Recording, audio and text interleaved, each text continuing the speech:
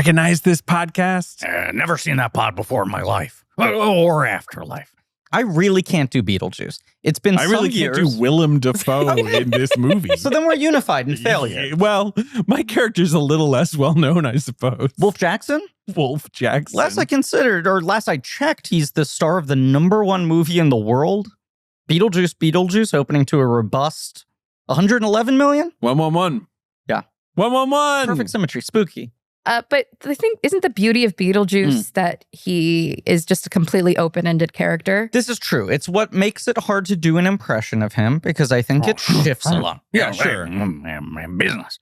But I finally, David, many months late to your recommendation, the recommendation of many others, I finally been listening to the Seth Meyers Lonely Island podcast, which is unsurprisingly my shit. Isn't it just unbelievable how good that is given the genre of podcast it's within, which is usually really bad? I was ready to enjoy it, even if it was the worst version of what it could even be. Even if it was bad, I would tolerate it. Yes, right. It's the kind of shit we like. But there is one episode where Andy Samberg talks about his pitch for a show at Sketch that was supposed to be a cold open that was Meet the Press, but Tim Russert was out and the guest host was Beetlejuice. And the whole thing was that Samberg in like 2006, which I'd argue was kind of a nadir a bit of a low Beetlejuice's cultural Beetlejuice relevance. Right. Well, it's kind of like how, as Myers makes fun of him for multiple times in the podcast, he kept working Quano from Total Recall into SNL. Enemy Mind sketch. Right. And the Enemy Mind Right. That his pitch was just, what's a movie I like from the 80s? Can I do it? But Samberg was talking up how good his Beetlejuice impression was. And I was sort of in this episode going like, but no one does a good Beetlejuice. You can't really do it. And then he did it. And I was like, it's fucking good. It's fucking good. And I don't have it. I'm sorry. Sandworms, I hate them. I hate them myself. I can get like 5% of it. It is, look, let's just say it. It is some of the magic of this character, that there is some undefinable thing. That you're like, it should just be untethered chaos, and yet there does feel like there's some cohesion to the way Keaton does it. Can you just say the juice is loose? The juice is... No. Whoa. Terrible. The juice. It started bad and then it went through the floor. He is deeper in this one. He is gravelier. He's aged. Well, that's what I'm saying. I've seen a lot of people say, like, he hasn't aged a day. And I think it is a lot of fun to see him return to this character. I do think you do sense like, oh, the entire timbre of his voice has aged 36 years. He looks like an old goth, too, with the makeup, which is just a tough look. What if he played it just like Spotlight? Like he didn't do Beetlejuice in this one. He just did a Boston accent. And he was just like really like, right. We've really got to get to cardinal law. We do the work. Yeah. You know, like it just, right. You know, just like really, really quiet. And then Liev Schreiber was in it too. And he was like, this is good reporting. This is good reporting, gentlemen. Presses. That's my Liev Schreiber in Spotlight. There's someone in the movie going, what? What did he say? You know what movie rules? Spotlight. Today we're talking about Beetlejuice. Look, let's just say this. 1 week out from its theatrical release, not even. This episode will come out about 10 days after it's come out. People used to yell at us for releasing episodes too quickly. And now they say too slowly. 10 days out. Already just kind of a fascinating cultural object. There has been such a tsunami of hype and promotion and onslaught of media ramping up to this movie. After like years of kind of stop and start speculation about this thing happening. You know, there was the original rush of trying to make a Beetlejuice sequel for the 10 years after the first movie. It was going to go Hawaiian. And then there's been like 15 years of like, what if we did a Beetlejuice Legacy sequel? And it finally exists. And now like less than a week out, I'm like, it is so strange this movie exists and is a humongous hit and is kind of inexplicable. And all of us are already trying to remember things about it. And you saw it last night. I remember so well. I remember this film so well, but I bet you guys don't at all. That was my point. I wanted to see it a second time. 9/11. Don't forget that. Don't forget. And here's some other things you shouldn't forget. Should I not see movies on 9/11 on the 23rd anniversary? Show some respect. Let me say this. Another thing that people should never forget is that this is Blank Check with Griffin and David. I'm Griffin. I'm David. Who else is here? Marie. Hi, Marie. Hi. Marie Bardi. Marie Barty, our Party. associate producer. Yes. Right? Yeah, whatever. Yeah. Well, I can't remember what I'm supposed to call you. You can call me. You can call me whatever friend. you want, You're my as long good as friend. you call me David and keep inviting me on these episodes. I will. What, have I not been?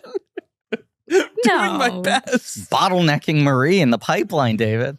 Ben Hosley, producer Ben, is here. Hello. Beetle Vape Juice, I believe was the name. That is given to you many years is, ago, because this is a podcast about filmographies. Directors who have massive success early on in their careers say their second movie is Beetlejuice, a sort of bewildering hit that comes out of nowhere that people cannot really even figure out how to replicate for so long. Not just in literally taking this long to make a sequel, but also people trying to make Beetlejuice-esque movies.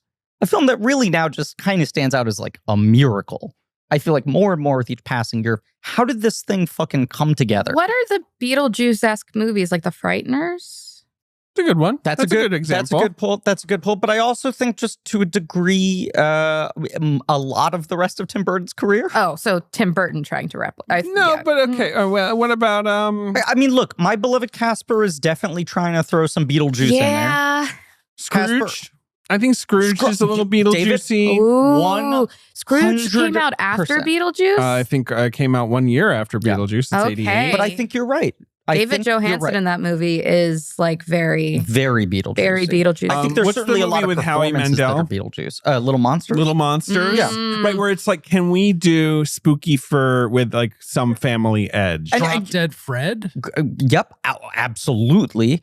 I also think The Burbs, the Dante boom. I almost think that's something slightly different. Yeah. I would say a great example is I think Bill and Ted's Bogus Journey is leaning into the Beetlejuicy elements of, can this be really stylized? Didn't work for people. Really visual, really special effects heavy. I think the Nicholas Roeg Witches and the tone of Addams Family. Yep. That was Sonnenfeld. Those certainly are happening partly because of Beetlejuice. Totally. Yeah. But I think it's just one of those movies. We talked about this to some extent with Ghostbusters on our Patreon, but another thing where people go, oh my God, special effects comedy. Yeah. I mean, this year we had two iconic family special effects driven comedies that just like are like ensconced in the heart of every child of America. Ghostbusters Frozen Empire? No, I wasn't even going to make that joke. I was going to say If and Harold and the Purple Crayon. Well, yes. But sure, Ghostbusters Frozen Empire 2, which also has a the younger one falls in love with a ghost plot, much like this one. Yeah. His second film, Pee-wee was a bit of a guarantor. Beetlejuice was Tim Burton's He basically had 3 guarantors in a row that kept changing the type of checkbook he had access to. We talked about that on our Tim Burton miniseries, which you can listen to if you have the stamina to make it through 20 movies. Maybe even 21. I try to block out maybe even a clean Jim Sturgis, Kate Bosworth. That series, of course, ended with... Griffin. Thank you. Whoa. That miniseries, of course, ended with Ben saying that he thought Tim Burton should be spaced. Which is send him to space as punishment. He doesn't get without a spacesuit live on Earth anymore. This is his 21st film. Okay. And he has not made a film since we covered him. Our miniseries at the time was tied to the release of Dumbo. Right. It ended with Dumbo. It has been a 5-year gap. He, of course, did Wednesday in between, but that is, I think, the longest stretch he's ever gone without a released film. That is correct. Yeah. And it is a movie that has come with all of these narratives of like, is Burton back? Is this going to get him back? Hopes, expectations. What did I say to you over text the other night, which I kind of stand by? I don't know. I was expressing some skepticism at people being like, is Burton back? But maybe a little bit of that. What's the thing you said in text? I would not be surprised if his next movie is very good. What's his next movie? I don't know. He doesn't have one. Isn't he supposed to do the like 100-foot woman or whatever? Attack of the 50-Foot There Woman. are things he certainly attached himself to. Right. Yeah. Okay. Gillian Flynn. Right, which is exciting. Yeah. This does feel like a movie that is, I equated it in our text thread with the Doughboys to like seeing the kids in the hall reunite. Yeah, you said that. Where you're like, you're a little bit aware of like the passage of time. Yeah. And the way it's like hung on the people you're watching on stage and also yourself, and wondering why you want to see this thing be recaptured. And it's not the disastrous, cynical, cash grab version of it, in my eyes.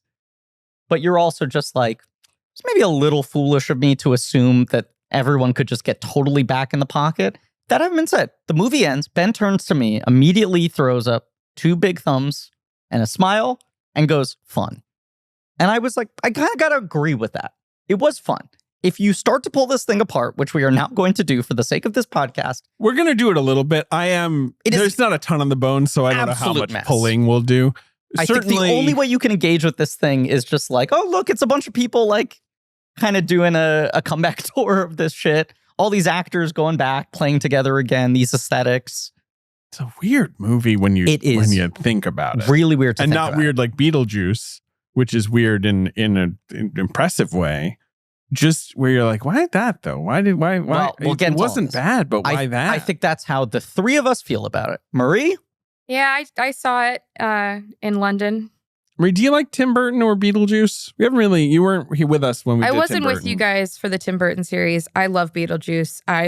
You love the man and his actions. I do. He's never done anything wrong, and I believe in bioexorcism. Yeah. That's just a fact. It's just science. Yes. Yeah. No, I think the Tim Burton run up through Sleepy Hollow is unimpeachable. Yeah, I would largely agree. Yep. Every movie that he made in those 12 That's how I feel. Years? It's 87 to 99. Yeah. Right? Yeah. And I haven't really liked anything that he's done post Sleepy Hollow. Like, I don't like... You don't like any of them. You don't like Big Fish? Big Fish is... I haven't seen it in a while. Sweeney. Yeah, Sweeney. Yeah, go for the trim with Sweeney dirt. Bad. You want to trim in a little slice of meat pie with Sweeney. I don't... When he started sort of... Let's go by the sea. You don't like it when the fish are big, but what about the eyes? What about when the shadows are dark? I haven't seen... Big Eyes. Marie, what about I do love the work of Larry Karaszewski and Sky Alexander. You might love Big Eyes. I might love Big Eyes. I could maybe use a few defenders on my island. What about when the home for peculiar children is Miss Peregrine's? So I just had to do that. I haven't that you did that and not when Miss Peregrine's home is peculiar. I haven't seen that one. In the stupidest way. But I have an ex-boyfriend. What about when the weenie is Franken? Sorry, go ahead. An ex-boyfriend. An ex-boyfriend who's like kind of a crazy person. Who one of his favorite movies was Guy Ritchie's Revolver, which is a terrible movie that makes no sense. And he also was really into Miss Peregrine's Home for Peculiar Children. Is this the guy you were dating when I first knew you? No. This is a different guy? This is the guy who I used to date who now has a movie coming out. Oh, that guy. That guy. Do we keep this out? And do we this? Keep it in. I don't give a shit. Fuck that guy. But fuck that guy. But anyway. His name is Todd Phillips. It's called Choker Folia. It's the most twisted movie of the law. Marie Barty did not, to my knowledge, date Todd Phillips. That would have been crazy, though. You'd have some stories. I'd have stories. But no, but he was always like, that movie's amazing. Miss Peregrine's Home for Peculiar Children. And I'm like, okay, maybe. I don't know. But then that was like, this is like kind of when we were in the new car smell phase of the relationship where I just thought everything he said was like really interesting. And he had really cool opinions on movies. And that totally went away when he made me watch Guy Ritchie's Revolver. And I was like, I don't trust a single thing that you say. We will do Guy Ritchie one day. And it's partly, possibly, and it's partly because he made movies like Revolver. But Revolver's not good. No. You're like, oh, crazy that he made this. Yeah. I've heard defenses of it. It's not good. Now some distance. I don't remember how our rankings shook out on this. Guy Ritchie. Yeah. Yeah. Thank you. Because if he just would stop making 2 movies a year, we could do him. But now it's just impossible. Correct. We would have to make a jam of like 5 movies. Anyway, go on. Sorry. Miss Peregrine with some distance now feels like the absolute nadir of his career, which isn't to say it's his worst movie, but it is the most nothing thing. It's kind of irrelevant feeling. Like That's true. Like Alice in Wonderland makes me angry. Planet of the Apes makes me angry. You know? Yeah, but no. But Peregrine, I'm like, what are we even why did anyone bother getting out of bed for this? You think so? You think Miss Peregrine is more than Nadir than Dark Shadows? Those are the two where it feels like it's just, but I think it is Miss Peregrine. I like Dark Shadows more than you do. Peregrine, I think, got nothing going on. No, basically. it's not a quality thing. Yeah. I'm just talking about like Miss Peregrine is him being like, I don't know, what should I do? Everyone There's some said book this about seems like a peculiar Tim Burton children. book. Yeah, I guess I Right. should do that. So can I ask a follow-up question to the Miss Peregrine thing? Because I was just in London, which I'm going to keep talking about because I need to share my entire theatrical experience. And AJ maybe throwing some Big Ben chimes. Yes, thank you. Oh, Did you go to Fleet Street? Hey, there's a demon barber Snip, snip, you old shame of me. How about a shave? A shave of meat pie. I'm gonna murder Sacha Baron Cohen. I hear the penis he shows in his movies is prosthetic. Has that been on X recently? I don't look anymore. I feel like that's a rumor we heard. Vertex! Oh, fair enough. Fair enough. All right. okay, wait, no. The man's got a rubber pecker! London, I was on the plane. Mhm. What was I going to watch? I decided to watch the first 3 Harry Potter movies. Oh yeah, we were talking about. We were talking about this. Why did you decide? I guess when you're flying from London, you got hours to fill. On the way to London, I watched Molly Manning Walker's How to Have Sex and Oh yeah. Yorgos Lanthimos' Kinds of Kindness. Oh, great. Fun. You're really So- raring to go. when you So land. on the way back, I was like, you know what? I'm going to turn my brain off totally, and I'm just going to watch Harry Potter. Did you like either of those movies? I liked parts of Kinds of Kindness. You like parts of Kindness? Yeah, me too. And for How to Have Sex, I liked it up until the end. But while you were in the fair city of London, Sweeney Town, as I like to call it, Sweeney.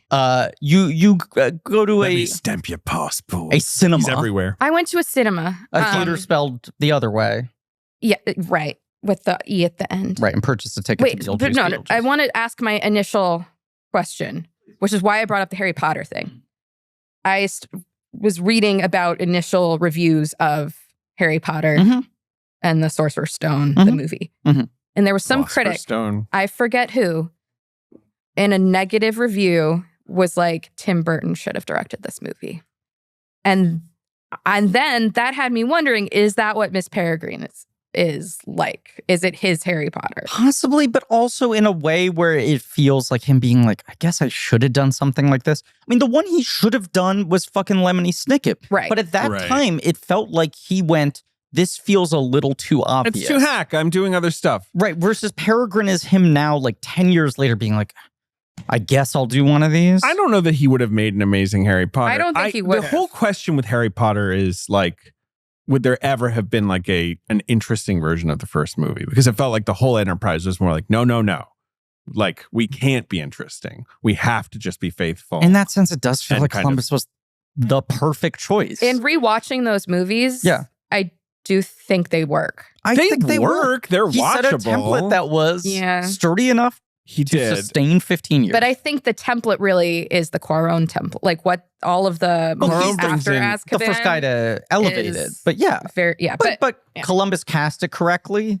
What's He fascinating built the about sets correctly. Like, yeah. those movies is, though, as much as I've met Chris Columbus, he's a wonderful guy. He seems like a true mensch. The kids talk about him so fondly and said he really protected us for those movies, which was sort of crucial to them keeping doing the movies. All good foundation shit. The leap in just like voice from Chamber of Secrets to Azkaban is so It's stark. crazy. Insane. Watching them back You're to back just- is fucking wild. Given that these are insane corporate giant like money making ventures like controlled by an author, controlled by a studio, Right. to watch Quaron come in, you're like, oh shit, right? That's what directors do. Right. But that That's was their this whole job. thing. The Harry Potter thing was like, fuck, Spielberg wants to do it. J.K. Rowling wants Terry Gilliam. The public is clamoring for Tim Burton, and you're like, none of these Shyamalan. would have worked out. Shyamalan came up a lot. I love the idea of Shyamalan doing But Shyamalan maybe could have nailed it. Here's the you point. needed a whatever. Doesn't matter. Columbus said Harry Potter. was the right guy for that specific job, Harry. which was the Fancy a beginning shave. of almost these things being less about who could make the best movie right now and who could set the best template for a franchise. All of this to say, this narrative on Beetlejuice for a while that we've all just been kind of like scratching the armrest and going like, I don't want to get too excited, was, okay, he's doing Beetlejuice. Ooh, this could go really right or really, really badly, right? The worst version of this is just like claw your eyes out nightmare. You did not like this movie, Marie? I did not. But I don't think you felt that level of like I was pretty enragement. You weren't. No, I wasn't enraged. There are parts of the movie that I enjoyed, but I do think I let months of Burton's Back baby enthusiasm get to me, because we were talking, like, Griffin, you were getting intel from people like months ago about the Willem Dafoe character and the emphasis on practical effects. This was the big thing. And I'm like, oh my God, this sounds so fucking good. Right. You know? He doesn't make a movie for 5 years. He does Wednesday, which is huge. I have not watched a millisecond of Wednesday.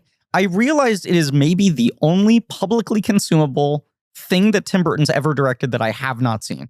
Because my obsessiveness with him was so wild for years that I'm like, I don't think there's a commercial or a music video or a viewable short film he did that I have not seen until Wednesday, which I didn't watch and is his most culturally relevant thing he had done in 10 years. Can I just tell you some news? Please. That came over the wires. Oh, boy. Clint Eastwood's Juror number 2 will be closing the AFI Fest on October 27th and then opening in theaters on November 1st. It's just here. Great. Guess what? That's winning Best Picture. I don't think so. It's winning Best Juror. That could happen. Or New worst Oscar. juror. Yeah, I think he might be a bad juror. It's a matter of perception. Oh, okay. I mean, a very good juror in that he knows the case intimately. This is just good so he can pivot to the Biden getting railroaded movie, which I am now convinced needs to be Clint Eastwood's swan song. Oh, is about Biden getting railroaded. Oh my God. Getting too big. Don't you think so? Yeah, I'm overwhelmed truly thinking been about railroaded. Yeah, Clint's like, I'm playing Biden. Okay, that's like, obviously. Right. That was my one contingency. I only want to see it if he's We're playing going to Biden. do the whole debate in the movie. That's just in the movie. The whole Trump debate is in there. Right. Everyone else in the cast is a non-actor.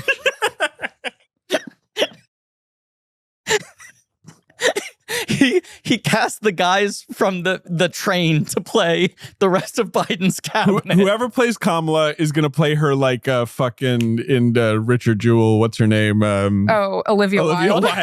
Played that character. Let me just like play her like so evil. Yes. That'll be Clint's take. Well, he got railroaded. I mean, he was the president. You know, that'll be it. Anyway. She was out partying all night. Beetlejuice.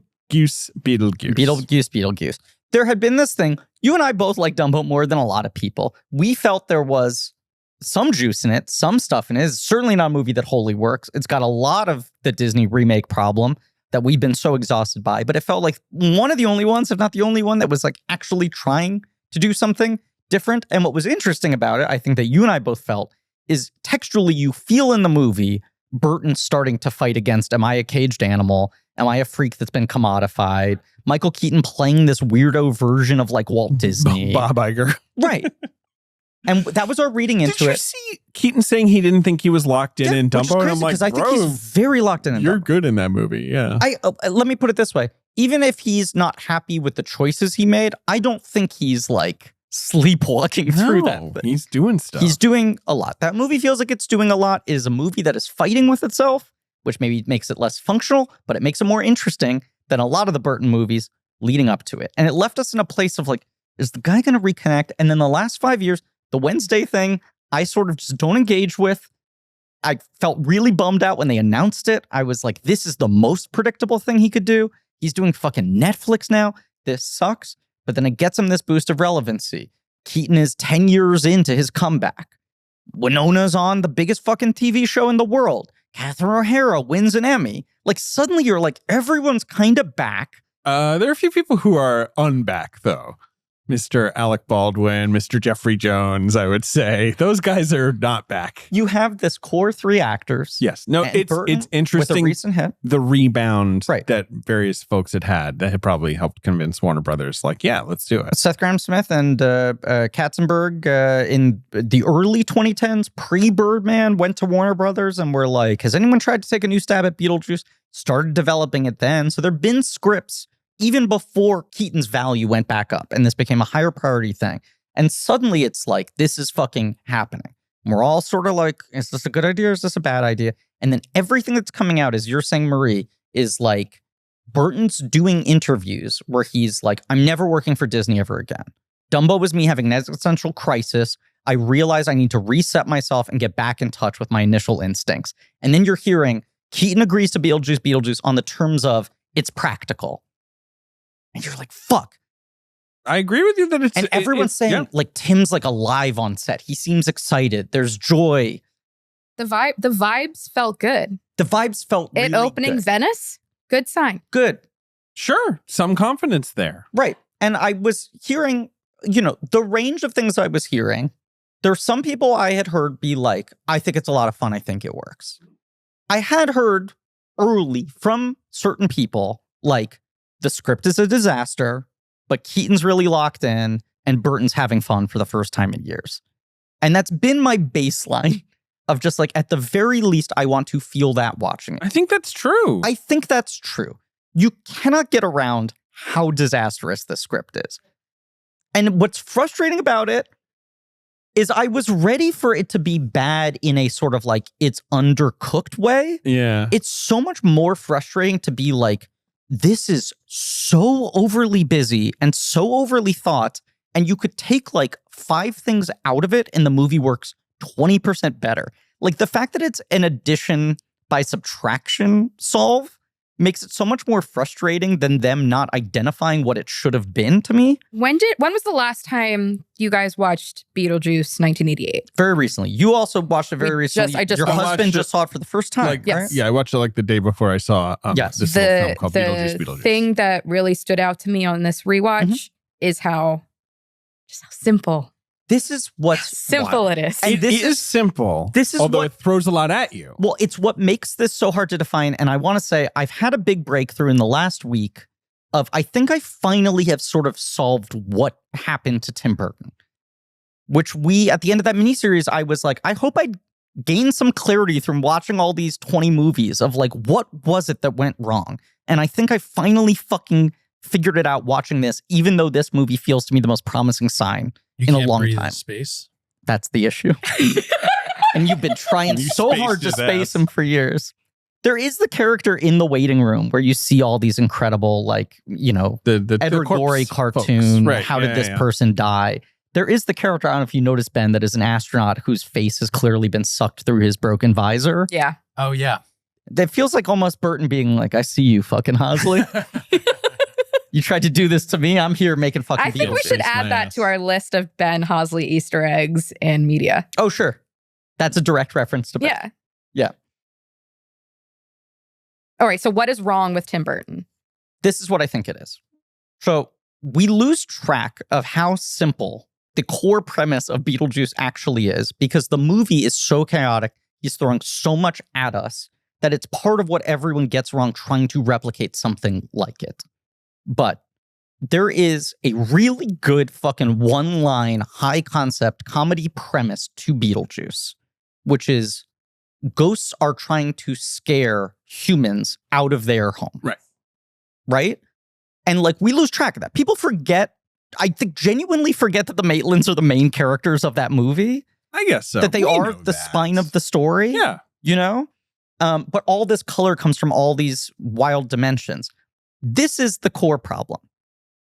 And I also did a watch through of all of Michael Keaton's movies recently for The Big Picture and was trying to similarly analyze what was the issue when Michael Keaton kind of lost the thread on his career. It's a really funny episode because you're doing a Mount Rushmore and you guys talk about Keaton for a while and what makes him interesting. And then you're like, anyway, so it's like Batman, Beetlejuice, Spotlight are fucking guaranteed. Let's just argue over the fourth, right? Like, I mean, it's basically it's hard. It's almost, yes. It's like, what I didn't finish is it Mr. Mom? I made the case for Mr. Mom as being totemically the most important in the fourth slot, even though I don't think it's anywhere close to his fourth movie. You were kind of between Mr. Mom and Night Shift. And you guys were all kind of like, we don't want to put Birdman on it, so we're not going to. Right. Well, I think most people would do that. Have to. Most people would. I just put Spotlight on it and be like, that includes Birdman. Bye. Yeah, I'm like, that's the best representation of elder statesman, Keaton, dramatic actor. But talking about Keaton, comparing him to a lot of comedy stars, and he tried to veer away from this. The thing that befalls a lot of comedy stars is they're funny. Funny is a thing you kind of can't put a price on. right? It's like unquantifiable. Someone hits or they don't. They get this involuntary reaction from the audience. You watch shit like Beverly Hills Cop. And Eddie Murphy just comes in and he's just like got so much energy. He's such a tornado. He's giving it his all. He's got so much to prove. And you're like, holy fucking shit. And then that escalates Eddie Murphy to being a $20 million movie star. And you get to the point where 20 years later, studios are like, well, if we have a script that's good, why do we offer it to Eddie Murphy? The script is funny. We don't need to pay him $20 million to make it funny. You pay Eddie Murphy $20 million to make something that feels like it should be funny, but isn't funny, where they go, if we put Eddie Murphy in a haunted house, that would be funny, right? A movie that basically attempts to be Beetlejuice. Haunted Mansion. Yeah. That Disney did twice of like, if you put funny people in the house, it'll be funny, right? Without having a funny script. And Tim Burton is one of the few examples of a director whose style is so unique and singular that is not just a brand into itself, but the idea of, but imagine if he did the Tim Burton version of this, was so compelling to studios that for this guy who has always admitted, I really don't know how to judge whether a script works or not. I know what ideas sometimes excite me, but I don't think I have a sense for like story structure, emotional arcs, any of this. When he's starting out in his career and he's somewhat unproven and he's pushing the boundaries and making movies that cross genre lines and don't really have a precedent, studios are really kind of holding the feet to the flame of trying to make the script work before they let him get to set. These scripts go through rigorous years of development before they even land on his doorstep. And then I think it gets to a point where they're like, if Tim Burton did Alice in Wonderland, would that be interesting? Just fucking do it, buddy. Right. Yeah. And they just assume, like, much like if we pay Eddie Murphy $20 million, he'll show up and he'll say some funny shit, right? Well, I mean, the other weird thing, of course, is like all those later Burton movies have all-star, writers on them. Yes. But, that probably just belies like lots of passes by lots of people. Right. And what's insane to me about the problems with this script is they don't feel like the effect of too much meddling by a studio. It feels like them being like, he'll probably figure it out on set. Yeah. Yeah. We gave him a bunch of ideas and he'll figure some shit out. And the best stuff in the movie is the stuff where it just feels like he's just kind of fucking going off. Look, Beetlejuice, as you say, has a core premise that is, it's not a long movie. It's a 90-minute movie. Has a core premise that is this cute and makes sense. These ghosts want to get the people out of their house. That makes the villains Catherine O'Hara and Jeffrey Jones, and basically. Yeah. Right?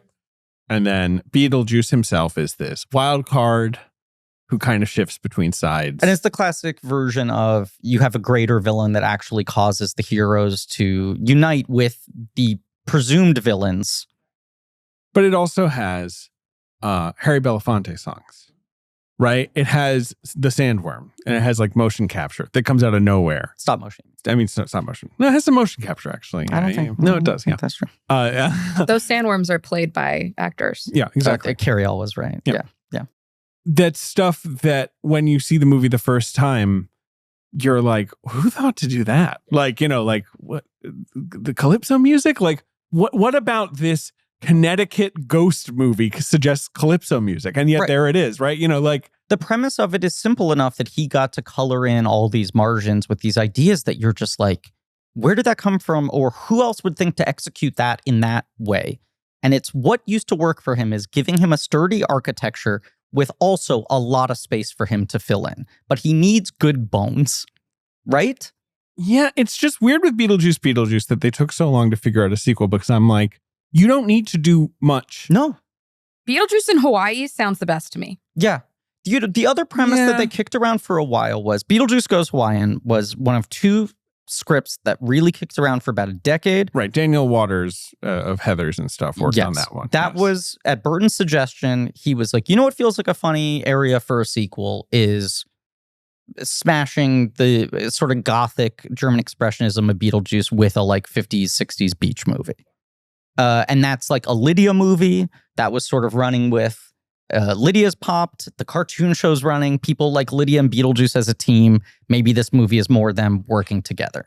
The other script was interesting because it's the other way they could have gone about this, which was called Beetlejuice in Love. And I believe one of the original writers of the first movie was working on this. And that was, hey, here's a movie where Beetlejuice attaches himself to new humans. You have an entirely new cast, and Beetlejuice exists in a similar role. It was like a dead guy comes down to the underworld, hires Beetlejuice as his bioexorcist to try to, I think someone was romancing his ex-girlfriend. The whole point of the movie was Beetlejuice becomes in love with this dead guy's living wife and becomes obsessed with going up to Earth to try to get her.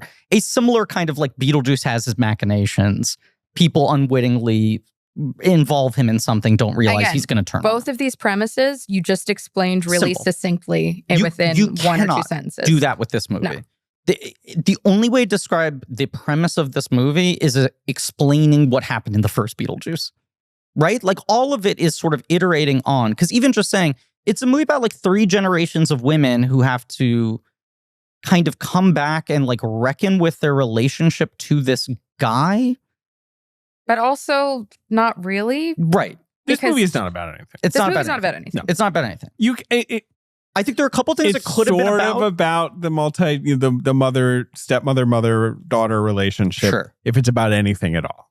But really, it's just about like everyone you remember from Beetlejuice except the people who got canceled are back. The kids in the hall are coming back on stage and they're going to do some of the sketches because and a couple new things that feel like the best evocation of the style you remember. In their defense, obviously it'd be hard to have Baldwin and Davis be in the movie in any sense, cancellation or not, just because like they're older they're not and supposed like to they're age. not supposed to age. The logic, I agree, and I think their narrative's pretty much resolved by the end of the first It's just movie. tough because Beetlejuice literally ends with like, we're all going to live here together, it'll be happy. And Beetlejuice has the one line with like, yeah, we figured out a loophole, and that's it. Don't worry about it. Beetlejuice has a lot of don't worry about it. And I like the anarchic spirit of the character Beetlejuice. And you co-sign all of his actions. Yes. And his political beliefs. He papers over a lot of don't worry about it, right? Where it's like, it's Beetlejuice. Who cares? He does magic shit. It doesn't matter. But there is a lot of don't worry about it in this movie. And here's... Why can't they see the dad?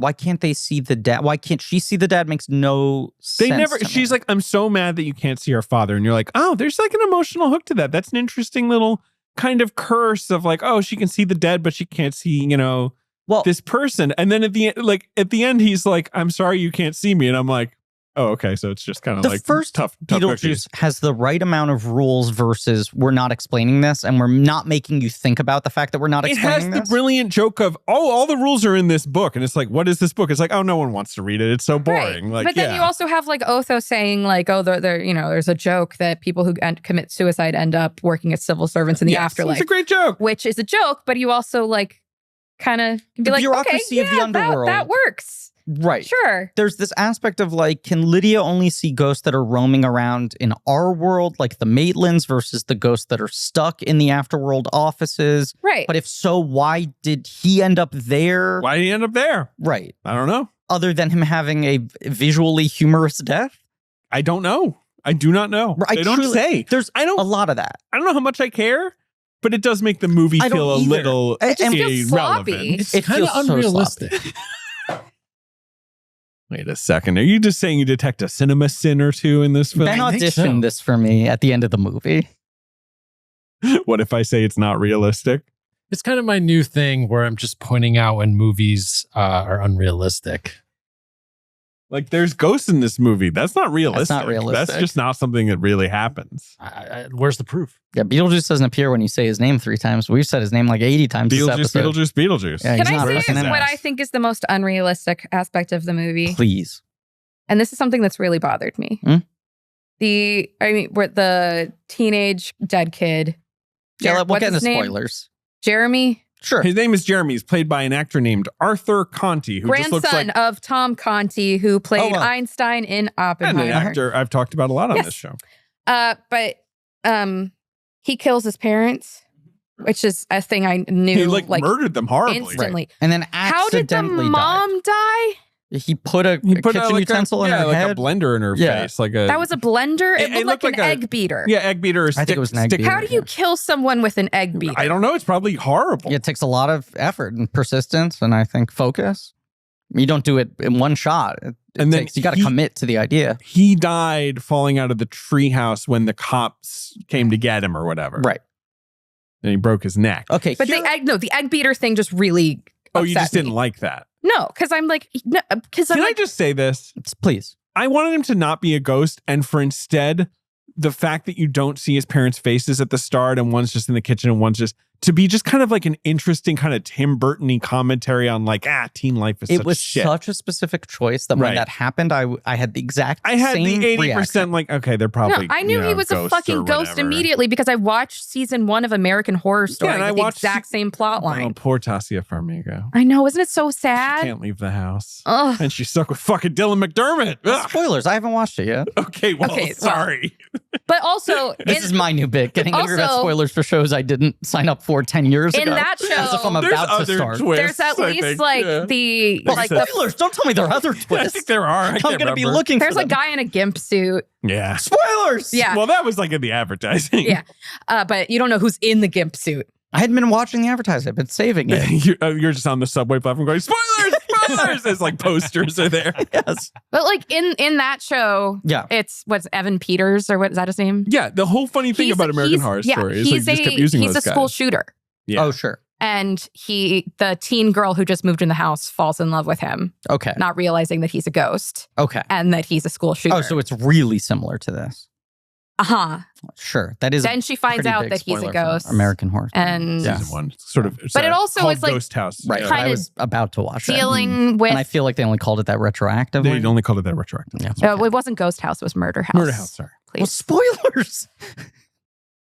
But like the same, like the grunge outfit, like stuck in the early 90s. It's the exact same thing. I didn't watch American Horror Story, so this was kind of fresh for me. But I did sort of like this. Oh my God, I hated it. I thought this worked for me better than certain aspects of the movie. I didn't dislike it. It just felt like one of many plots. Yes. And I kind of wanted them to pick a reason for things to be happening rather than have kind of like 4 half reasons. Well, here's my big thing. I like Monica Bellucci. Monica Bellucci. I like Willem Dafoe. Yeah. I think both of these characters have fun ideas behind them and fun looks. Yeah, but if you cut them out of the movie, it doesn't make a difference. No, and I'm just like, I don't understand how someone didn't stop at some point and go, hey, it's one or the other. They're basically both similar threads that amount to nothing. The movie finally brings them and you're like, oh, this is going to be the crazy, all the threads converge and this was all happening for a reason. And then Beetlejuice basically goes like, man, not interested. It like cuts the plot thread. Kind of funny. It's kind of funny. Okay, here's the... And I almost want to give him credit for being like, I don't give a shit. But then I'm like, why? Like, well, we know why Monica Bellucci's in the movie. Why is Willem Dafoe in the movie? I'm really not sure. No. I don't. And it's like kind having of a funny two threads idea. of like people are chasing Beetlejuice. Here's the plot of Beetlejuice Beetlejuice. I'm just going to lay it out character by character. I can't wait I'm going to do a character by character. Okay. Winona Ryder is Lydia Dietz. Since Beetlejuice, she has married Santiago Cabrera, lost him, divorced him, and then he died in the Amazon. I lost him researching spiders with Madame Web's mom before she died. Yes. Mademoiselle Webb. She had her mother. She had a kid with him named Astrid, played by Jenna Ortega, but they are somewhat estranged because Astrid doesn't like that she is this hack sort of ghost TV show, like Long Island medium, but she wears all like Comme des Garçons and Junior Watanabe. But also seems to take more after her father, to some degree blames her mother for the father being distant, whatever. Right. So Astrid, to pick up that thread, is a disaffected teenager at boarding school. She reads books and like Crime and Punishment. But she also by Fyodor likes Dostoevsky. Science and dislikes global warming. Right. And she doesn't believe in ghosts because she's rebelling against her mother. And it's not realistic. She's kind of a Ben Hosley in that sense. Catherine O'Hara is Delia Dietz. She's chilling in Connecticut, making her silly art. Making everything about her, doing big projects. But I don't think she is chilling in Connecticut. Isn't she she's in Soho? Kind of in New York. She's got like her own little gallery space. Installations. I liked the device of the graffiti artist dying and that being yes. When I say I don't like this movie, like there are little moments and bits and scenes that I like that I think are fun. And those bits have innately more energy and creativity to me than Burton has shown in a while. There's lots of fun stuff. Justin Theroux is there. He plays Lydia's new fiance. He's manager. kind of the Otho of the movie of like who's the most obnoxious living person who everyone can kind of laugh kind at. of the new Delia, too. Yeah, you're right. He's both. You know, he's just this kind of phony. He's this like very obvious phony. And then over in the afterlife. They do this TV show together. He is sort of reluctantly plying her with prescription medication. She seems kind of on edge. In the very much the modern mode of Winona, is this person about to shatter? Right. Seems like a little stretched. Yes. Then in the afterlife, Beetlejuice, played by Michael Keaton. That's who. Okay. I was trying to figure out who that was. Seems to be running a call center with a bunch of shrunken head folks. Funny. And then also we have Monica Bellucci as Dolores, who is Beetlejuice's ex-wife who murdered him, and then he murdered her in maybe Italy and like, you know. And like a very like fun Mario Bava type movie. Everything that about the setup of this. Oh, me too. I like that part when he starts speaking in Italian. Yes. Which was, I was like, oh, great, this is awesome. Because I saw people be like, oh, do we really need a Beetlejuice backstory? And I'm like, no, this is the right kind of, it's just hilarious, funny to be like, backstory. He used to be alive, but he was the same fucking guy. A 14th century grave robber who fucked a black widow. And then when she killed him, he got mad and chopped her to pieces. She has reassembled and wants to suck his soul because she's a soul sucker. Not explained. Right. And has maybe 3 lines of dialogue in the entire movie. Basically just is introduced 7 times, walking slowly through a room, sucking someone's forehead, then continuing Monica to walk. Bellucci looks wonderful, is currently partnered with Tim Burton. Do we know timeline-wise, were they dating and then she was written to this movie or vice versa? Not sure. But, you know, we're going Let's just acknowledge Tim Burton quietly has revealed himself to be one of, dare I say it? He's a legendary stick man. The numbers don't lie. At this point, he has a type. Obviously, he's often dating the same sort of like, you know, beautiful raven-haired goddess. Big titty goth girlfriend. Sorry. Not always that, but I do feel like he has a gothic type of lady he likes to squire around town. But isn't big titty goth girlfriend like a thing? Like, isn't that an archetype that people talk about on the internet? And I think Tim Burton trademarked it. He makes money every time someone says it. Are you telling me the internet talks about tits? Anyway. Willem Dafoe plays a character called Wolf Jackson, who is a ghost detective who is like a shitty actor. He was a shitty actor on a procedural cop show who now in death has become a real cop. Sort of. Kind of. Vern Gorman, in kind of a wonderful performance, is a fussy little priest. Who's also like a quiet alcoholic. Seems that way. Constantly trying to cover it up. And there's a wonderful performance from Danny DeVito as a blue-faced janitor who gets squished into a pancake. Who's addicted to drinking antifreeze? Yeah, he kind of rocks. Or varnish? Is it floor varnish? I took it as antifreeze, but I wasn't sure. You know, some kind of product. Would you be surprised to hear that Ben seemed very excited during this sequence of the movie when Danny DeVito showed up, blue, chugging toxic liquids, drooling out of his mouth? I could have done with more of it. And the inciting incident is that Jeffrey Jones's character, Charles, has died horribly in not a plane crash, not by drowning, but he was eaten by a shark after those 2 things. I mean, this is a lovely sequence. It is. A real, like, fuck, is this going to totally work sequence of the movie where you're like, Burton suddenly cuts to stop motion. Perhaps largely a workaround to the fact that you don't want to allow Jeffrey Jones onto a set, a physical location. But yes. You're watching the explanation of his tragic death played out in these like funny stop motion models that also look a little different than Burton's usual style, I would say. Supposedly Burton said to Miles Millar and Alfred Gough, who wrote the script, like that was his worst nightmare. Like, what if I was in a plane crash, survived, and then got eaten by a shark? And they were like, oh, that's funny. We'll do that. And his death brings everyone to Connecticut to their old house. Yes. Alec Baldwin and June Davis are gone because of a loophole. And everyone's here. Okay? Lydia and Delia are kind of getting along now. Lydia seems just basically a little beaten down by life. Addicted to pills? Yeah, maybe. And a thread that's also kind of abandoned. Dropped. In the first, when they introduced at the beginning of the movie, you're like, oh, wow, this feels like a more bracing, realistic thing than most Tim Burton movies touch on. I just saw Ed Wood again recently. They did an anniversary screening of it where Larry Karaszewski did a Q&A. And there's that feeling of like, oh, watching like Tim Burton depict like drug addiction, you know? Yeah. Is like sobering. Yeah, it is. Yeah. And it's part of the magic of that movie is when he lets like the tragedies of real life kind of seep in for these people who want to live in like fantasy world. And there's a little bit of that feeling of like the two of them fighting over the pills in the bathroom, and then it amounts to nothing. Lydia Dietz, I would say, I don't think Winona's bad in this movie at all. It's kind of nice to see her try to reach back to, you know, her youth. Mm-hmm. But her character is the film's biggest problem, I would say. Yeah. So here's what I think is the thread of the movie that is the most compelling, that I don't think is the most compelling in execution, but the idea they had. Compelling. And I think especially to Tim Burton not to project a ton of shit onto him. Tim Burton had a weird relationship with his father, right? The classic thing that is reflected in all of his movies of like, I was a weird dark boy born in Burbank, and my parents didn't understand why I wasn't happy and why I want to spend all my time thinking about monsters and not go out and play ball. You know, the entire dynamic that his short film, Vincent, his first real film project, immediately summarizes, which will be the key text of all of his work. Big Fish is the movie he makes in response to his father dying and trying as an adult to come to terms with someone who has just a very different perception of life than he did and find some common ground, right? Now Tim Burton is at a point where he has children who are teenagers, college age. I don't know anything about his kids.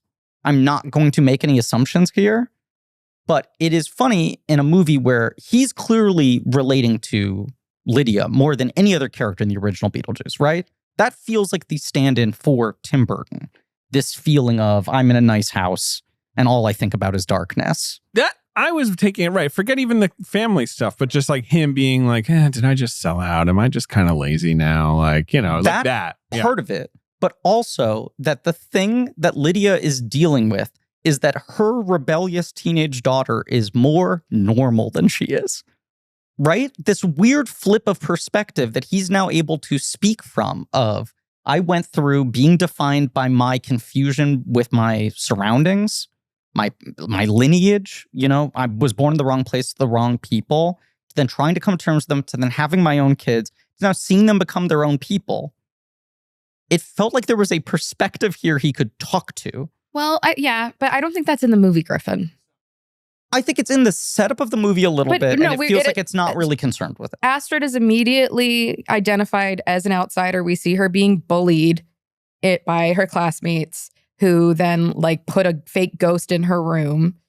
But I think they're making fun of her because of her mom. No, but still, she is still an outcast. I think there's the thing, though. And then when she dresses in her off time, she still dresses like a little goth girl. Well, this is my take, is that when they announced, oh, the star of Wednesday is going to play Lydia's daughter in Beetlejuice Beetlejuice, you're like, yeah, that writes itself.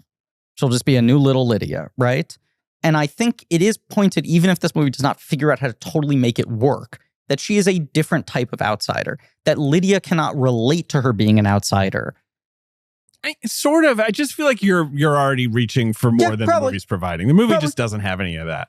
The movie, because it's like, Lydia's a sellout. She's like, I'm kind of a sellout. I do this bullshit thing, right? I'm in my Miss Peregrine phase of just going through the motions. One of the funniest moments in the movie is when Delia's like, but we kind of figured it out. And she's like, you only started liking me when I sold out and got successful. Delia's like, no, I liked you before that. That movie's... Can we say Catherine O'Hara really fucking good at this movie. She was my favorite part of the She just doesn't feel like she's trying at all. No. Like, it's weirdly a natural performance. Yes. Like, given how effective she is and she's doing, you know. Anyway. And then, like, Lydia is getting married to Rory, right? Well, and they go to the funeral and Rory is like, seizes the opportunity and goes, what if I propose to you and we get married in 2 days? Let's have a showbiz Halloween marriage in 2 days. Invite the cameras. Sell the rights and all that. I do need to shout out how funny it is that the gravestone is shaped like a shark's fin. Oh, it's so fucking funny. There's little shit like this. It's very in the movie that his gravestone says like father, husband, bird watcher. It does. It does. Like, yeah, there's stuff.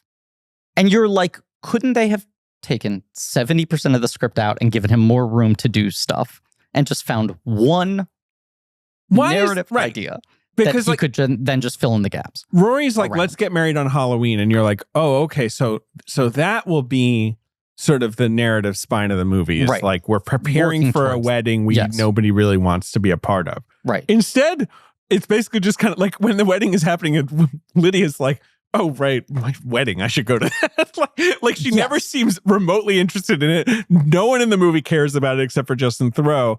Yes, it's a setup for the Beetlejuice wedding, but you don't need that because Beetlejuice can just make a wedding happen by doing this. Which is what he did in the last movie. Yeah, so which like, is, I would say another weird choice this movie makes is it feels like I snap my fingers, by the way. It's almost trying to do a parody of the like It's About Trauma unpacking legacy sequel, right? And then making fun of that a little bit with the Justin Theroux with all this kind of hollow trauma therapy talk. speak, right? And this thing of Lydia, like, underlining, like, you understand, this horrible thing happened to me when I was a child. A ghost tried to marry me. An adult ghost tried to marry me when I was a child, which is one of those things that people love to say, like, if you look back at Beetlejuice, it's actually kind of fucked up. Beetlejuice tries to marry a child. Yes, Beetlejuice is, in fact, not politically correct. Yeah, I want to be breaking clear. News. Let's put all jokes aside. No, just to finish my Lydia thing. Please. What is this? Okay, it's about her reconnecting with her daughter, I guess. Sure. That's like the emotional That's what thing. it should be about. But right, it feels like mostly they just are in parallel tracks for the entire movie. And then, Jenna Ortega, what the fuck's Astrid, gets sucked into the netherworld and oh no, we have to rescue her. And she's like, yeah, well, of course I'm going to rescue you. I don't want you to die. You're my daughter. I love you. It also feels like the whole And Astrid's movie... like, oh, now that I see that you weren't lying, I forgive you. Yes. And you're just like, it was fine. But it's bullshit. Nothing happens. They don't do any work. This is the other thing I was going to say. It feels like it makes sense that the idea of this wedding looms very large in Lydia's mind, right? It is wild that Beetlejuice is reintroduced in this movie. He opens a newspaper. He sees that Charles Deeds died, and he goes, great. Now's my chance to make the wedding happen again. Right. And I'm like, Beetlejuice's thing isn't, I gotta marry people all the time. That's how the first movie ends. And by the way, it's kind of means to an end because his whole thing is, if you marry me, I get to come back to the world of the living, which is what they try to do again with Teen Boy, right? I'm using you as my pathway. Right. Why have two parallel plots? There's like three parallel marriage plots, sort of. Which this movie makes it seem like the entirety of the ghost world is predicated on tricking people into marriages.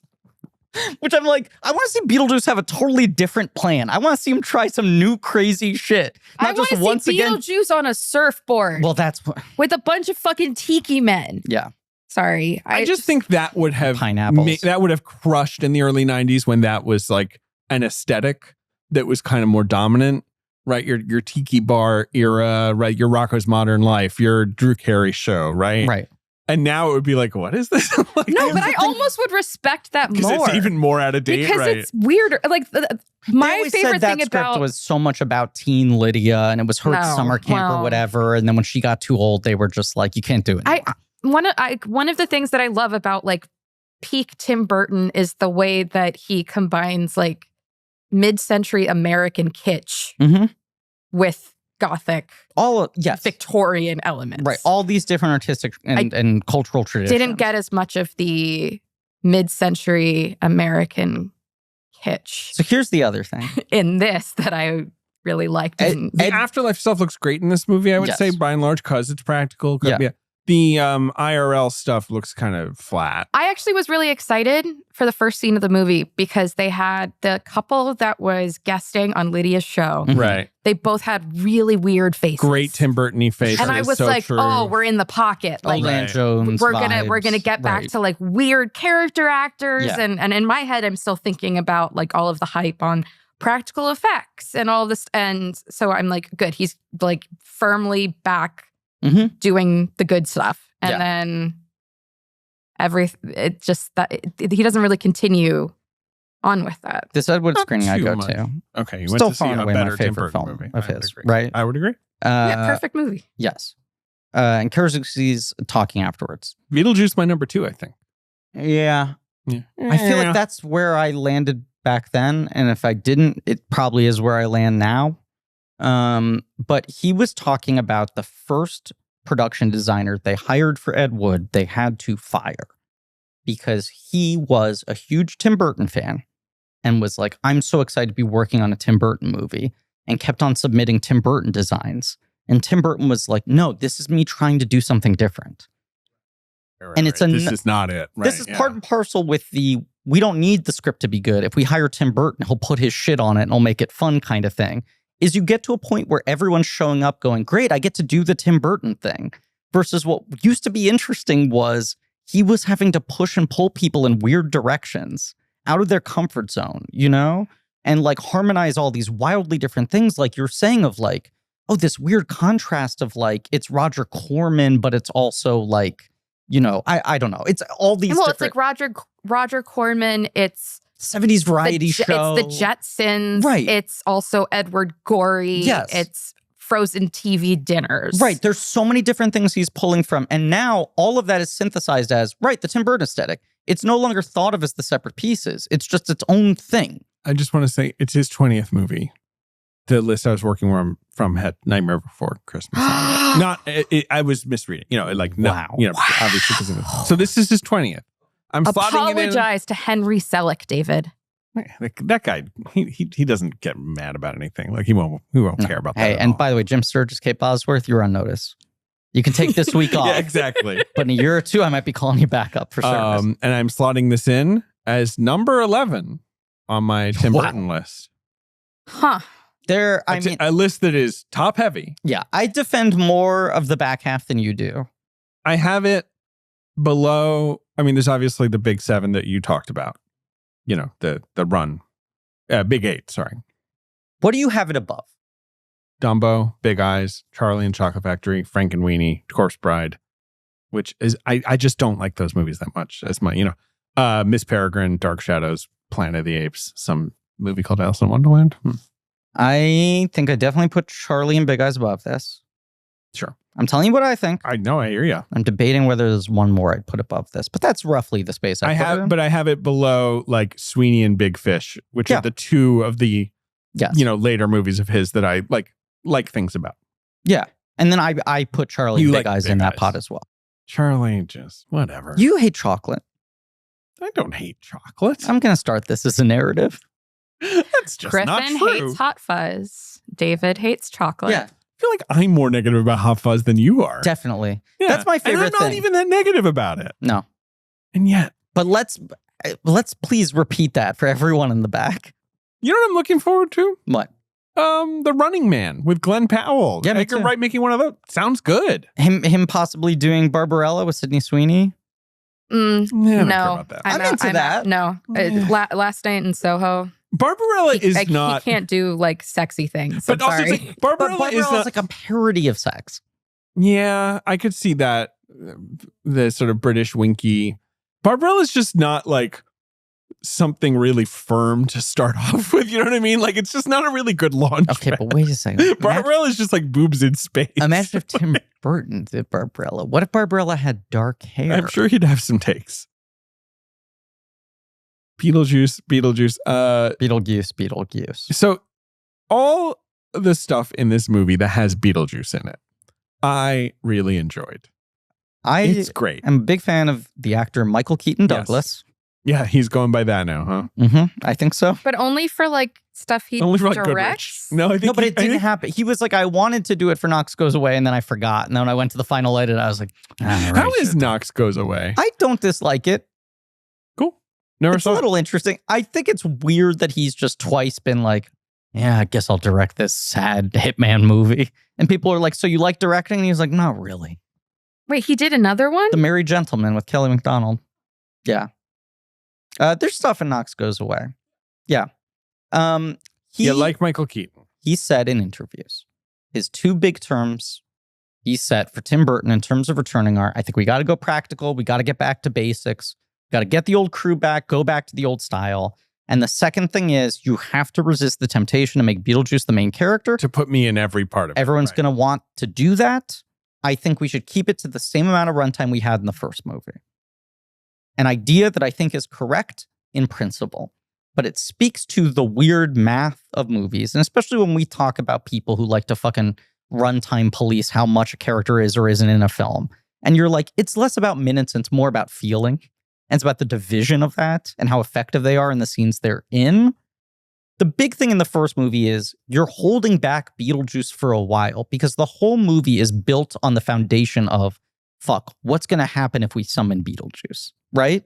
You have to keep him in the shadows because he's this mystery box. Yeah, the whole great thing in the movie is Gina Davis being like, what about Beetlejuice? And, and people are, no, he's no good. He's no good. You don't want to deal with that guy. Abstract on TV over the shoulder.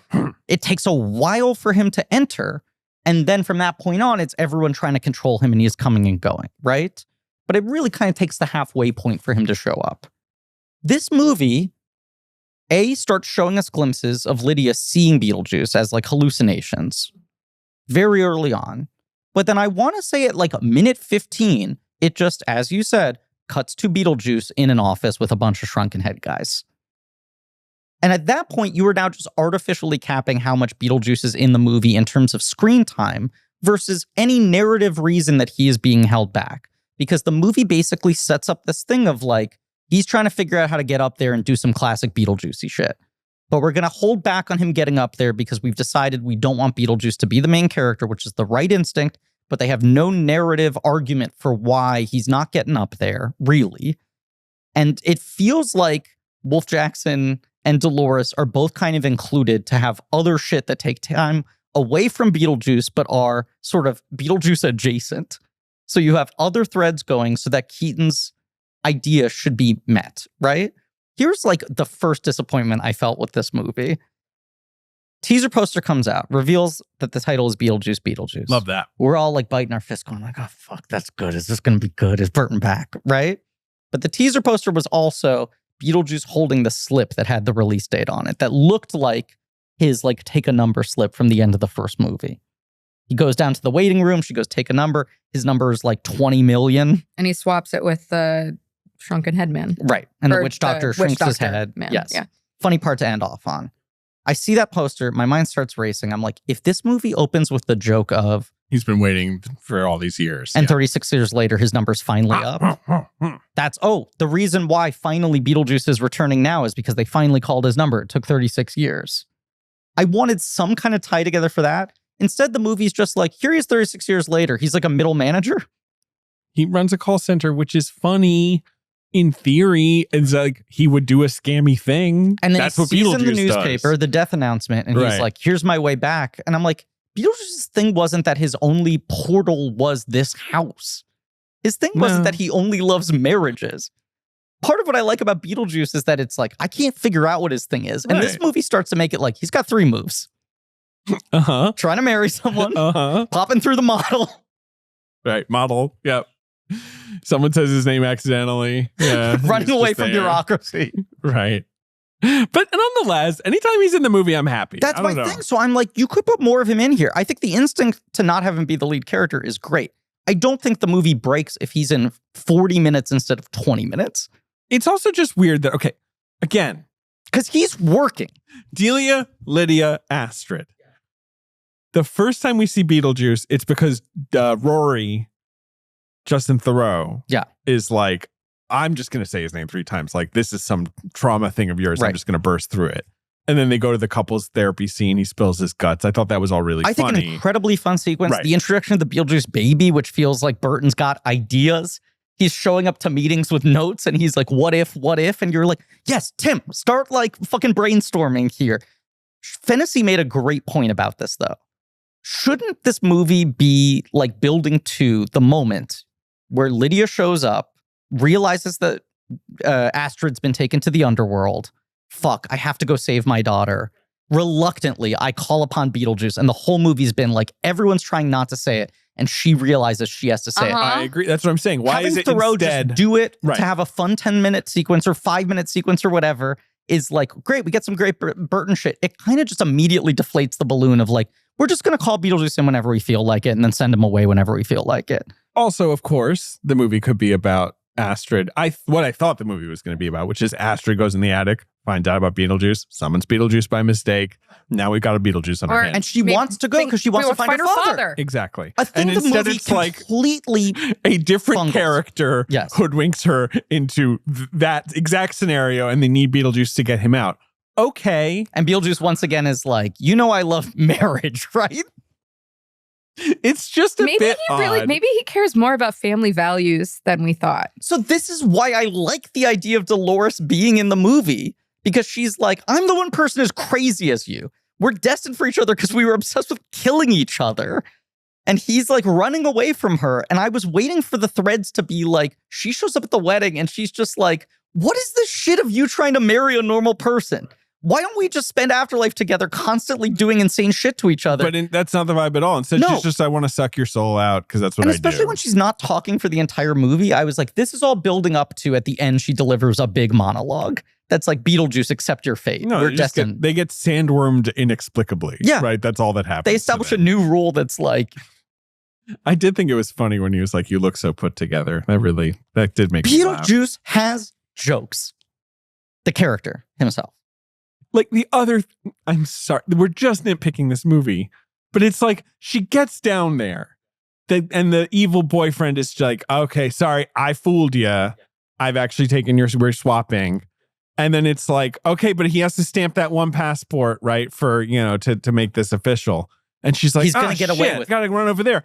Wait, is that my dad over there? Like, out of nowhere, they're just like, oh yeah, by the way, there's the dad. He's on fucking window 8. He's just there. And here's the other thing that happens. They're like, he's going to get away with it. How do we stop him in time? It's just Beetlejuice just goes there and is like, goodbye, and fucker. then it's just done. Right, Which is funny. Beetlejuice is just behind the counter and like, right. And you're you're like, like, say goodbye, fucker. Why is he helping them? It's really funny. Yeah. But okay, I love how you asking a question like we're gonna have an answer. No, I have answers. But I love the lore. Yeah.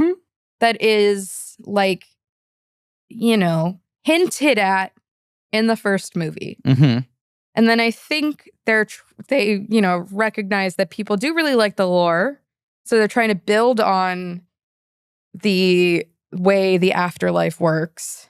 Right. But they're only making it more confusing. The thematic thing to build upon there is what decides what ghosts go where, right? When you start out with Why is there immigration for ghosts? Is it like in Coco where they all come back and they visit their graves on the Day of the Dead to eat from the ofrenda? I don't know. Why? But like, again, why? If there's only one way a ghost can come back, it's... But I see the advertising for this and I'm like, Justin Theroux is playing Jenna Ortega's dad? Yeah. Does that make sense, really? And then I hear like, oh no, he's like the new boyfriend. Her dad is dead in the movie. And I'm like, well, there's something here to having like a dead parent there and like Charles Deet's dead. And I like the setup of her being like, if your ghost shit's real, why can't you see him? I think it's a good hook. And then as you said, the movie just at some point has him go like, wait, I'm the dad. Hey, I'm over here, by the way. No disrespect to him. Can't we I see like you? Santiago Cabrera in other roles. I think it's largely that this part is underwritten.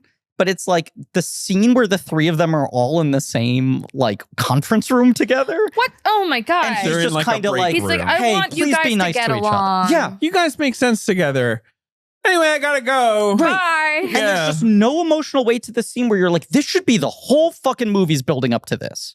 Because the original movie is not treacly. No.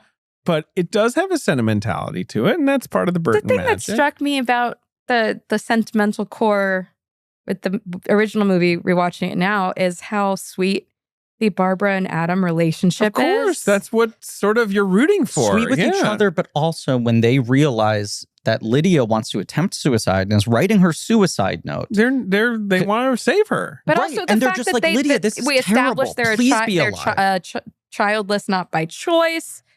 It's like all that stuff, but this is all like simple. And you're rooting for you want to save their house because they have this nice house they made. And yes, they couldn't have kids, but it's okay. They still have this lovely house. Now it's going to get, taken away from them because they died. And Delia's absurd. Covered and bridge accident. Her makeover of the house is garish. Like, you're like, this is an offense. But also, okay, it's just like there's a real movie and then Beetlejuice shows up in it and it goes like, right. But also the characters, even if they're crazy, like Delia. Yeah.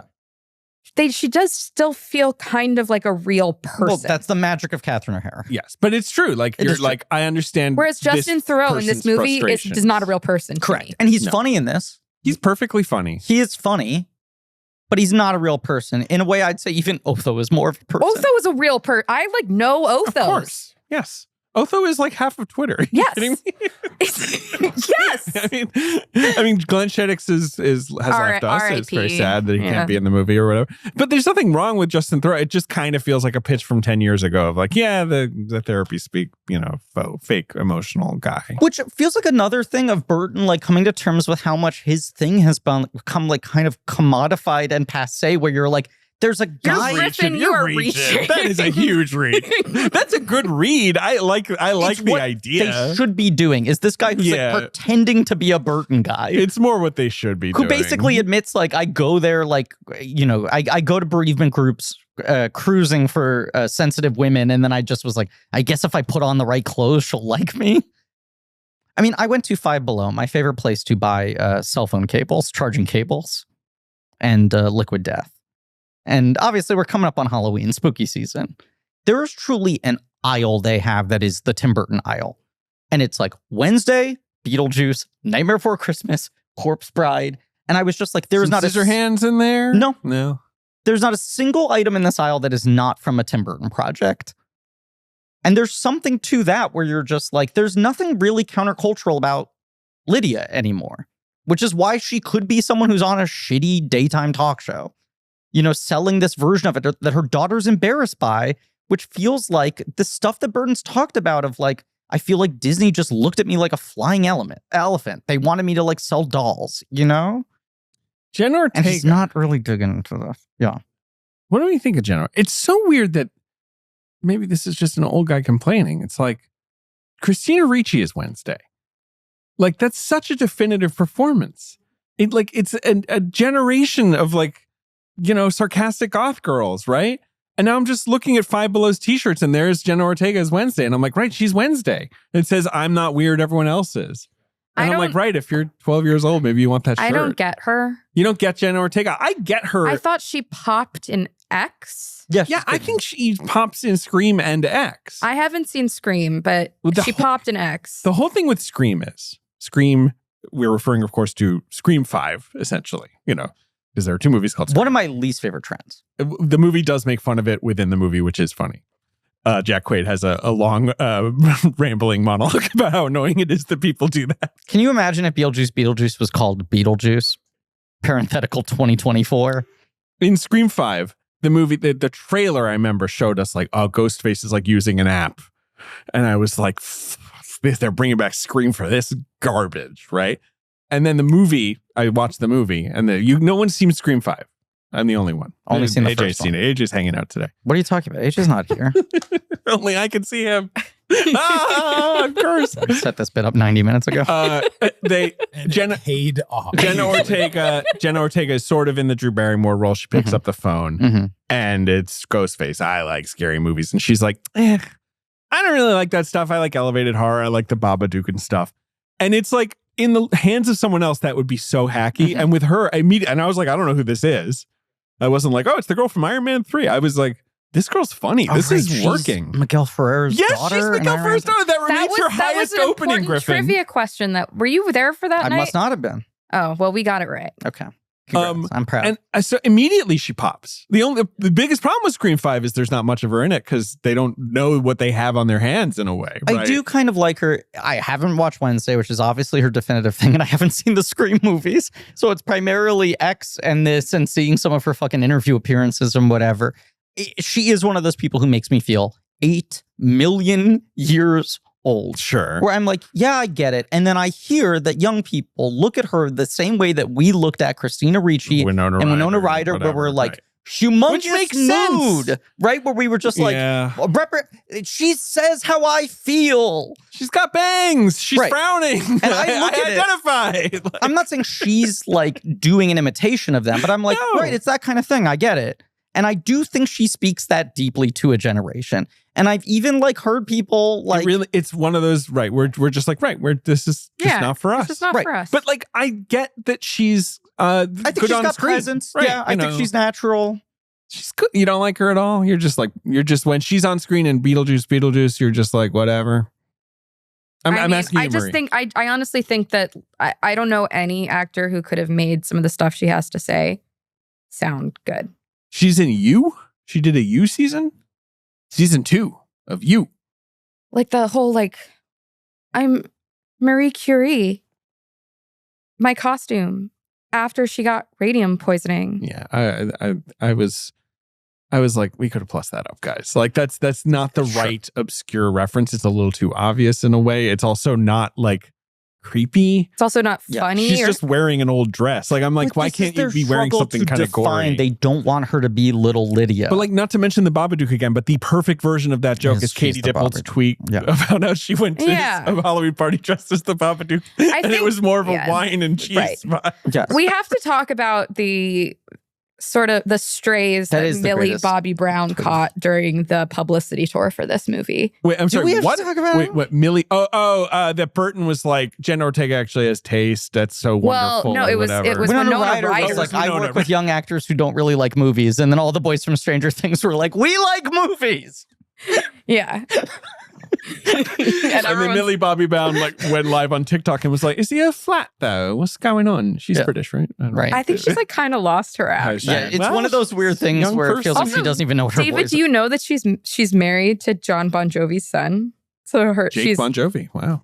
Millie Bobby Brown Bon Jovi. Millie Bobby Brown is a more advanced version of Jenna Ortega for me. Like I've seen Jenna Ortega in various films. I've seen Millie Bobby Brown in the Godzilla movies. She's in those, right? And that is it. Same. Like I never saw Stranger Things and I haven't seen anything else she's done. So she is one of those people where I'm like, I know she's hugely famous. I have no sense of anything about her. I feel more. I just know she's a flat earther. I don't or flirted with it. Get it. I think she just doesn't have any education. Stupid. She just was like, put to work at the age of 10. I know, it's true. She's toiling in the Netflix line. I'm thinking of the Duffers are like, get to work, 11. I'm thinking of William Holden describing Faye Dunaway to Beatrice Straight in Network and going, she doesn't know anything. She was raised by Netflix.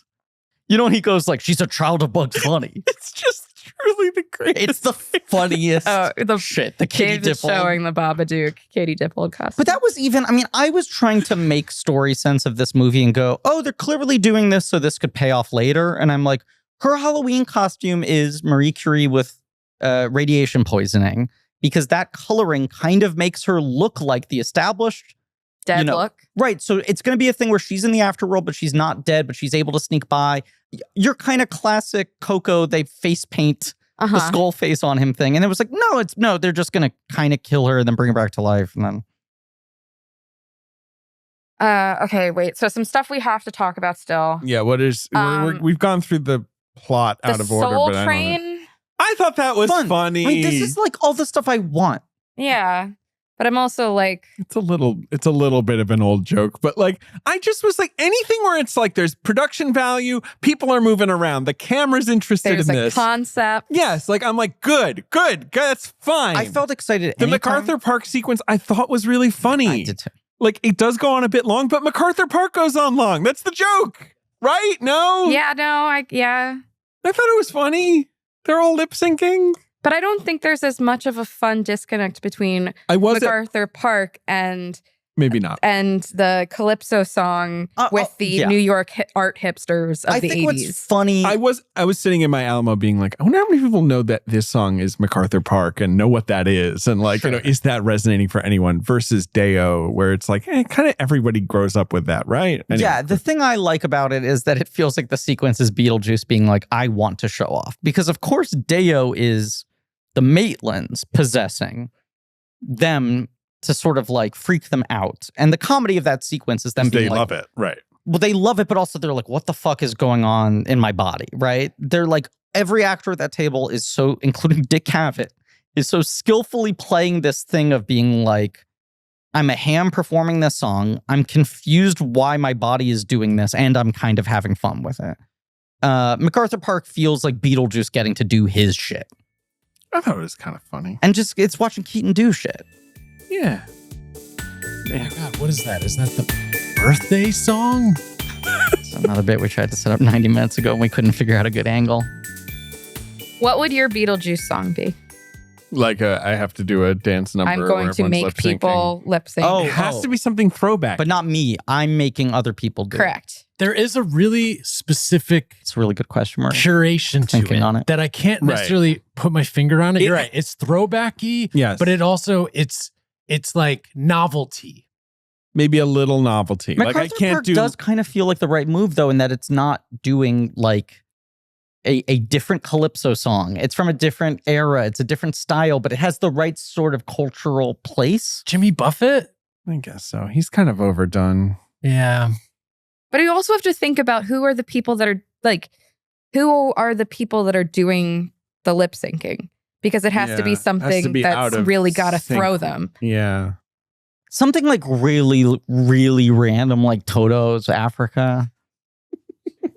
Like some random shit, people be like, where the fuck do you even find this song? Is just kind of too random. The kind of song where if you put it in any movie, I can only watch this on TikTok next to someone playing an iPhone game. And if Weezer plays it, we're all going to laugh so hard. We're stumped.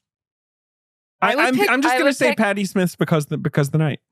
That's good. Oh, I just think that'd be funny. Yeah. It's the first thing that came to my head, and I'm not letting it go. Mine would be Bloodhound Gang's Bad Touch. Come on, Eileen, maybe is my choice. Coolio's Gangster's Paradise.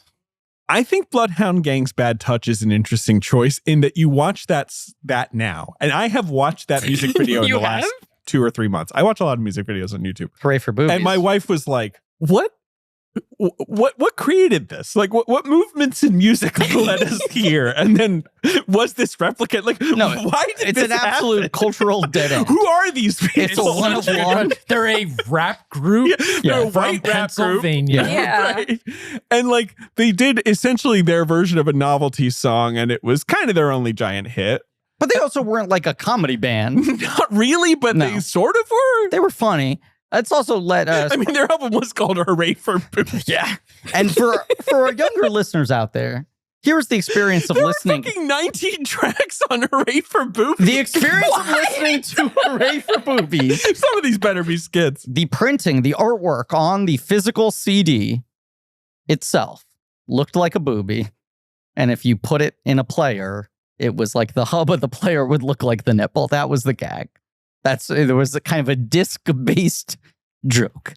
I remember they had that song Untis. Okay, I absolutely don't remember that. It was kind of good. It was kind of making fun of like Euro like dance music. It's just one of those things where like you watch another, you're like, well, you know what was happening here was they're kind of part of this continuum. Just one thing I'm learning on Bad Touch, you're just like, no. I mean, Limp Bizkit to Bloodhound Gang, there's some kind of. And also, you also at the same time had Tom Green blowing up with the My Bum Is on the Switch. That song kind of fucks. It does. Oh, well, this was the second and last album to feature drummer Spanky G, who left the band to finish his studies. The fact that we're the fact that in what? Spanky G. The fact that we're reading Bloodhound Gang's Wikipedia is not a good sign. It doesn't say this movie. No. They didn't release another album for 6 years after that. Anyway, Beetlejuice is a huge hit. Like in this, I'm like, they have guitars. That's sort of news to me. 3 of them have guitars right here in this picture of them performing. Wait, the one guy looks hot. There are 19 tracks because there were a bunch of what the fuck? Good there were skits. There were skits. One of their tracks, track number 9, is called Magna Cum Nada. When did we say they weren't a comedy band? Can we please retract that?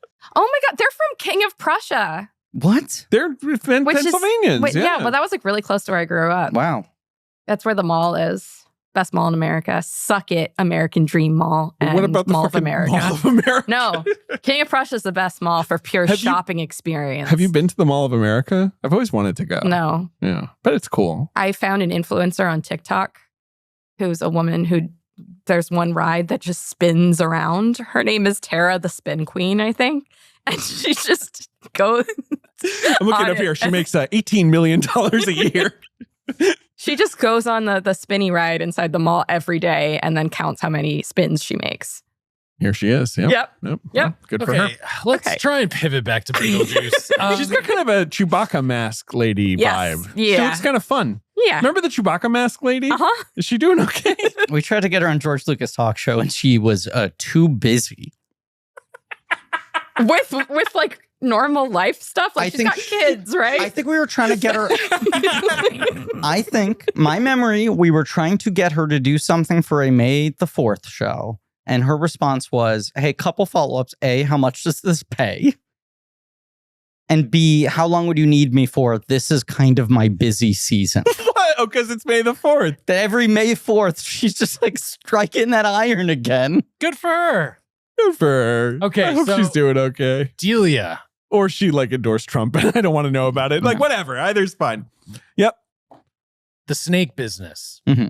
That's kind of fun. Everything with Delia, I think, is fun. The snake thing made me laugh a lot because it felt like a real good middle finger to Lego sequels of like, oh, by the way, we're just going to kill her off literally by mistake as a joke. It's the one part where I want to give this movie credit for some of its sloppiness, that its sloppiness almost feels like, I don't think a pointed satire of that kind of Lego sequel shit, but just an attitude of like, we don't really give a fuck. We're not taking this too seriously. I find this movie to be such a relief in that all the ways in which it's bad do not drive me insane in the way of Ghostbusters Afterlife. Of like, this is so important. Like, this movie's just people being like, I don't know. To be clear, and I should say this, I had my wife just had twins, right, 6 weeks ago. You're dropping this news for the first time in this episode. Yes. Wait Beetlejuice, more like baby. David, fucking telling me. I'm hearing this right now for the first time. Is this true? Wow. What is there to say? David, sorry. Wait. You have a wife? Yeah, right. David, have I said on mic how insane it is that one of the funniest memes of recent years, which is Trump saying, doing the ear, is about one of the worst things that happened to America? I've been using it a lot in our group text. It's really funny. You give it a haha stamp every time. It's because it makes me laugh. And yet you're like, anyway. The fact that he's holding the finger up behind the ear. But wait a second, David, can you repeat this? People may have noticed that I like stopped reviewing movies and that I didn't go to Toronto and that the episodes have been recorded out of order or whatever. Right. And my thesis was you just don't like movies anymore. And I've been really firm in that for several months. Right. But no, it's because my wife just had twins. She had them early. They're doing okay. Bebop and Rocksteady. That's right. So this is my first. Like that we're doing that. This was my first. My point being, twin boys. He didn't name them Griffin and Ben. We pitched it. It was right there. My point being, this was my first film in theaters since they were born, right? And I really... Yeah, you hadn't seen a movie in a month. Yeah, I mean, I've seen movies on my television. I don't really consider that seeing a movie. I consider that watching a movie. But so I had to like basically just kind of rush out of the house to the Alamo Draft House near my home to see this film. And I truly was just like, I truly appreciated that it is short, not like 82 minutes, but it's brisk. 97? Yeah, they're dropping the check, and you're like, oh shit, okay, we're almost done. Okay. It's light. It's often funny. Its energy is high. It doesn't diverting. Feel IP managed. It is not self-serious. It's right. It's not doing jerky Lego sequel stuff of like, you can't believe it, but Bob is back or whatever, whatever the fuck. And my audience was laughing. A packed audience, by the way. I think that affected my viewing experience. I want to know about that in a second. And I just walked out of there being like, yeah, that was cute. I had a good time. Like, cute was the line. C+, B-, whatever. And it's worth saying, once again, is probably going to end up being Burton's second highest grossing film of all time behind Check's Notes Here, Eyes Rolling Back of Head, Alice in Wonderland. Where did you see it, Marie? I saw it at the Curzon Aldgate. I didn't know they had a theater in Aldgate, but I would say, right, Aldgate is not exactly where like it, at least in my memory of London, where like things are happening. Well, this looks like a very fancy theater. Yes, it was very fancy. And it was like part of a whole, you can have like, a pizza here. Right, so you had a lot of like tuxedoed gentlemen with tea and crumpets going, oh, well, I never, every time Beetlejuice showed up on screen. There were like maybe like 12 people in the theater. Sure. No one left. I will also say Beetlejuice is not, I feel like, as much of a thing in Britain. I was going to ask. I don't know. He doesn't really have much cultural footprint. I'm serious. And so there might not be as much excitement about that movie there. Might not be the place to see it. Because I saw it with a packed audience. It's not like they were screaming, but they were laughing the whole time. They were having a good time. I think our crowd was maybe halfway between the 2 points. And yet, we saw it like Wednesday night, early access screenings. We did see it Wednesday Adams. Where did you see it? We saw it at the Regal Union Square in RPX. It was like the one early screening they had, a ticketed event, but like we're showing it one day early. And I point out to Ben, I think 30 to 40% of the audience was wearing something Beetlejuice themed. A lot of stripes. Griffin, of course, missed sort of the early part of the movie. I missed the opening credits. trying to get the bucket line was very long. You didn't get the bucket? I got the bucket. Oh, you did? I didn't know you got it. Did you bring it? Oh my God, I see it. I got the handbook for the recently deceased. Oh, that makes me happy. I have about 4 more buckets to collect. I appreciate that the buckets are more steeped in the iconography of the first movie than the sequel specifically. I'm not sure I'd buy a Wolf Jackson bucket. But hey, that having been said. What's he doing? Oh, look. Oh, my goodness. Oh, he's throwing tat at us. Oh my God! Oh, Beetlejuice plush danglers. We all got a box of plush danglers. Let's see what I'm getting here. These were at Target. Are these like mystery or is it? Yeah, these are mystery. Okay. This is what we call the mystery box. Okay, we're gonna find out who we get. This is really exciting.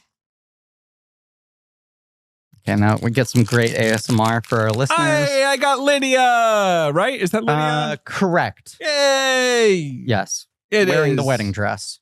There's 8, but there she is in her little red dress. Okay, I got Dolores. Dolores! Monica Bellucci's I got Spill Your Guts Beetlejuice. That's fucking good one. He's got guts. You got Lydia too. I also got Lydia. Oh, great. Yay. Watch out for, Tim Burton might try to marry your Dolores figure, by the way, so look out.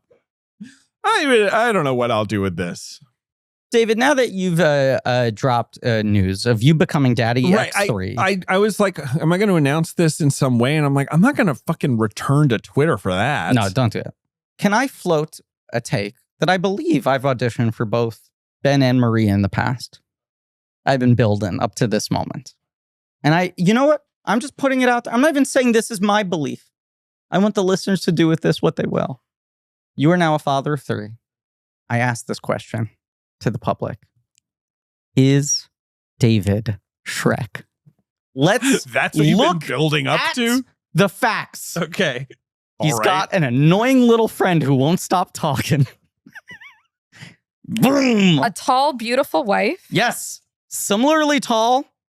He is constantly yelling for everyone to stay out of his swamp. That's so true. This is my home. You're welcome over. But you're saying I'm kind of in like the same begrudging way he says to Pinocchio, "Fine, I guess you can stay for dinner." No memory of that, but sure. Ben is Puss in Boots. Okay, sure, yeah, just confident. We couldn't align on someone for me. No, it's tough. Marie, it's a tough fit. You could argue she's fairy godmother, but isn't she evil? Yeah, Farquaad. Also, she's definitely not a Farquaad. Just trying to think of Shrek. Who'd you say, AJ? I don't think you're dragging. Wait, who just said that? Who's it? Rumpelstiltskin? Who's in Shrek? I put forth the idea. Yeah, Griffin suggested Rumpelstiltskin. A little bit of a troublemaker. Yeah. Yeah. David, even your response to me saying father of 3, know about Shrek. That's the kind of full body size Shrek would go. Oh, right. I mean, look, as people, if any listeners had a kid and then had twins after they had the kid, get in touch and let me know, how to do it. Because it's hard. It's hard so far. We're figuring it out. That's what the Shrek movies are about. Being grown-up's hard. Well, I was going to say, did Shrek have kids in that order? Shrek has children. No, I thought it were triplets. But it's 1 girl and 2 boys. Fergus. Yeah. Well, that is Felicia and Farkle. Yeah. and when are they born? Are they born in 3, 4? How many Shreks? 3 starts with Fiona telling him that she's pregnant. Then he has an extended nightmare sequence about there being like 80 babies. And at the end of the movie, they're born. To be clear, I have seen Shrek, I would say probably like 3 times over the years. I've seen Shrek 2 once in theaters. I have not seen the other Shreks. I've not seen Puss in Boots or Puss in Boots The Last Wish. Well, because they're spoilers for your own life. You don't want to get ahead. And of course, I have seen the cursed I Feel Good animation test version of Shrek from 1993 that looks insane. I'm so happy you invoked that. Anyway, do we have anything else we want to say about Beetlejuice before we play the box office game? I liked Bob. Shout out to Bob. Oh, very funny. Yeah, that's all I got on that. He's full of shrinkers. Yeah. And is that just kind of like because it's like that's a great image from Beetlejuice and we'll just reuse it? I think kind of. Yeah. It doesn't totally make sense. It wasn't unfunny. Like those guys are funny. Well, and I was gonna say I actually think the puppeteering of Bob is incredible. And when we saw it in the theater, the audience was clearly sympathizing with Bob so much. Oh, It is such an expressive face. My like so well. dour London audience did come alive for Bob. The Bob stuff made people laugh. Bob hiding under the desk and the feeling of like these other like shrinkers are kind of chaotic, but Bob is trying to keep order. The scene where Monica Bellucci just kind of unceremoniously sucks his head and he's dead. I was just like, this is the biggest narrative mistake this movie makes. We're more into Bob. I It felt like the audience was emotionally attached to Bob. But that's why I kind of liked it. People actually kind of seemed to dilik that she did that. I like that Bob's eyes popped like balloons. Yeah. Yeah, and it kind of, but then of course, right, it's a bit undone. The way his little mouth moved after it was unsewn. Yeah. But like, the only problem is then, of course, you're Bob's like, they're kind of making Monica Bellucci scary. And then the movie's like, nah, don't worry Never about her. mind. She's bullshit. Can I ask Although, look at this. Boo. Whoa, no! Holding She's my here with her staple face. Dangler. That sequence is fun. The stapling sequence is fun. I thought so, for sure. Yeah, with the Bee Gees song. That was cool. Tragedy. Yes. This is like a real Gentleman 6 for me, where I'm like, it's losing points for having one of the most dysfunctional scripts I have ever seen on a major budgeted film. It is gaining points for just like there was enough stuff in it that I thought was kind of funny or cool looking that it like evens out to a 6.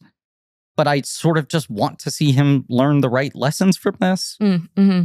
I want to be like a reactivation that then sets him on a path to just like, great, now let me focus on like telling a focus story and putting my color on top of it. Can I say something about Monica Bellucci? I saw some early kind of like, she's really wasted in this movie. And I was sort of like drunk off her ass. And I was kind of like, Monica Bellucci's not like a bad actress or whatever, but like it's not like, I've never thought of her as like an incredible actress. She's like a cool, arresting screen presence. Mm-hmm. But like when I'm like, what are the definitive like Monica Bellucci roles? I was kind of like, Brotherhood of the Wolf, I guess. Matrix Reloaded and Revolutions. I like her in those, like, that sort of sums up exactly what I think of her, which is like, yeah, she really pops on screen. Sure. But like, she's not like a serious, weighty actor. Like, you know, she's fine. She's good in Irreversible. I guess that movie's so punishing and awful. Yeah, like, he just kind of uses her in this, like the Martian spy girl, played by a previous serious relation of his, Lisa Marie, right? Which is like one sequence and is a bravura sequence, right? Where she's perfectly the camera applied. loves her. And by the way, like she's really funny in Ed Wood, where she has a lot more dialogue and everything. Lisa Marie is. Yes, I'm saying right, but it just feels like they spend so much time setting up the Bellucci thing that you just think it's going to pay off into something. To be clear, I like her. I was sort of like, but she's not like a titan of French cinema acting. She's like well, she's Italian. Well, she's Italian for one. She primarily worked in, right. But she's like good, right? Like was previously married to, of course, Vincent Cassel. Monsieur Hood from the first Shrek movie. Oui. I could have used more worm. Yeah, you get a little bit. It is funny that like someone asked Burton in an interview why he didn't do anything with the Maitlands, and he said, I wanted to resist the impulse to feel like we needed to check all the boxes. Which I'm like, that's the thing I want to hear, that this movie isn't just feeling the need to replicate everything. And then you look at the list and you're like, they basically replicate everything else. They do a wedding in the Sandworms and the Shrunken Head Guy. They got the theme. They got the same fonts. The book, the model, the sign. Yeah.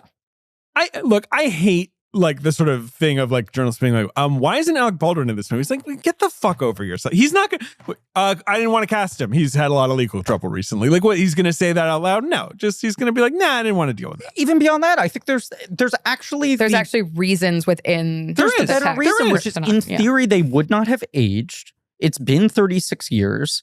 Every other character, either the passage of time makes sense on them, or Beetlejuice is basically some weird immortal force. I agree. It would be hard to work them in, but of course, in a world where they're both still giant stars, they'd probably get worked in. Possibly, but then there's the other side of it of Burton being like, what, you want me to digitally de-age them? Right, no one would be happy if I did that. That's what I'm saying. That's why I'm like, so forget it. You put them in for one scene as like weird, ghastly CGI ghosts? Forget it. Can I say a thing I liked about Winona in this? Yeah. Someone who was very big to us. I love Winona, and I think she's good in this if struggling to kind of know what to do with this character, but she's fine. But what I like is, and when the first images came out and it was like, oh my God, they have her in the whole outfit. This looks a little cosplay-ish. And I like performances she's given in the last 15 years, but there is this feeling of like, she was so important culturally, and it is so hard to really remember how big the fucking shoplifting thing was, that was treated as like the hugest like she killed someone celebrity scandal, and people would not stop making jokes about it. And then it was this feeling of like, is she like losing her mind and we're not talking about this? It was really weird that she did it because she was famous and seemingly rich. So it was like, why is she doing this? What happened was like, that happens. Everyone's like, what the fuck was this? And then a year later, she like hosts SNL. Mr. Deeds comes out. It's a hit. She's like doing the press rounds and everyone's like, she's making jokes about it and she seems kind of normal. And then that basically ends her mainstream movie career. Yeah. Like post Mr. Deeds, the cycle where it felt like, oh, she kind of reclaimed it. This is like her first lead or co-lead in a studio movie in basically 22 years. I think the movies I've seen her in between are Scanner Darkly, which she's amazing in. But you know, it wasn't any movie. Star Trek, which she's excellent in, but it's a small role. Black Swan, which she's kind of excellent in, and that's maybe a really clever use of her. Star Trek, Black Swan are both in this mold of like, what's the way to bring Winona back? What is like the kind of interesting meta casting of legacy Winona? And then Experimenter, which she's great in, but is somewhat unheralded movie. But I like that movie. Private Lives of Pippa Lee, I think she's very good in the Rebecca Miller movie. Oh yeah, in a deep supporting role, but I think is really good in it. I never saw Destination Wedding. I like Destination Wedding a lot. I heard Destination Wedding is a two-hander rom-com with her and Keanu, who are famously very close and have worked together many times. And that's a nice movie. That's the only other movie she's been the lead in, I feel like. And obviously the other thing that happens during this is Stranger Things happens and makes her really big for a new generation, but kind of sets the model of what the current Winona is, which is this whole like, I don't know what It's that, and it's the gif of her doing the math on stage. Yeah. Right. And it's just like she's really good in The Plot Against America. The David Simon miniseries adaptation of the Philip Roth. You know what she was really good in? What? Show Me a Hero. She was really good in that too. Sort of very much a supporting role, but really like a emotional force. But it's been a lot of this, of like someone comes and brings her in and she knocks out 4 scenes and you're like, she's doing this kind of fragile woman on a brink thing, but she's good at it. What I liked about this is I felt like this was the most holistically I had seen someone write to her current state, just what her energy is these days of like, and I think it's what they're trying to get at with the prescription drug thing of like, Lydia wouldn't grow up normal. Yeah, sure. Yes. But it just didn't feel like there was quite enough there. I agree. But I almost think she's trying to actually play the weight of this character. And not just do the same thing again. But they don't really have the material really just for give her right. It's just so much of the movie is everyone basically saying to her, like, shouldn't you be more upset? And she's kind of like, yeah, whatever. And she only really gets upset when Beetlejuice is invoked. But like the things with her, like, you don't even like Rory. And she's like, he likes me. Who cares? Where she really does a like, why not to? She's checked why out. Are you getting married? Yeah. And like, sure, the point of her character, she's checked out because she sold out and stuff. Okay. I guess that makes sense. Yeah. Still got a crush on her. She's gorgeous. I love her. I love Winona. I love Winona. Winona forever. Winona forever. Yeah. I have a huge announcement. Please. Bigger than David's announcement? You mean of juror number 2? I have triplets. No. I just received a text from Geffen Records. And this is not a scam. You are looking for a job, right? Can I send you more details? Should I say yeah? What is this? What are you talking about? Literally, I just received... From Geffen Records? You know David Geffen produced... I think that's a scam, the Ben. Beetlejuice movies, this is right? real. Yes, of course. There's the Geffen logo in front of this movie. No, I'm saying this to Ben. It feels like an odd coincidence this is happening during the Beetlejuice That's why I'm episode. bringing it up, because Okay. it must be meant to be. Do you know I what don't know where this else is was a gonna go. Geffen Records release? What? Hooray for Boobies. And look at that. Much like Beetlejuice Beetlejuice, this episode set up many threads that at times felt disconnected. Why is he introducing the Shrek thing in the same episode that they do Bloodhound Gang and Beetlejuice and trying to do career retrospectives? And then you're like, I guess we had a fun time. Maybe it wasn't their best episode, but I guess we had a fun time. They're all kind of tired. They haven't recorded There's a lot in a while. going on, guys. I'm thinking, I got like a hook, and I've been doing these lyrics about, what are they about? It's just like, we should fuck like the animals in the Discovery Channel. Okay, let's do it. Like 6 months later, the richest they've ever been. People keep asking me, like, how are you doing? And I'm like, they weren't sitting down being like, this is going to be it. Like the Discovery Channel song. No, but they hit on something really primal and powerful and true. Clean and rad and powerful, as Jonah Hill would say. People have been asking me how I've been doing. And I've been like, I'm pretty exhausted and stressed out. And they're like, why? And I'm like, David had twins. And I'm sort of...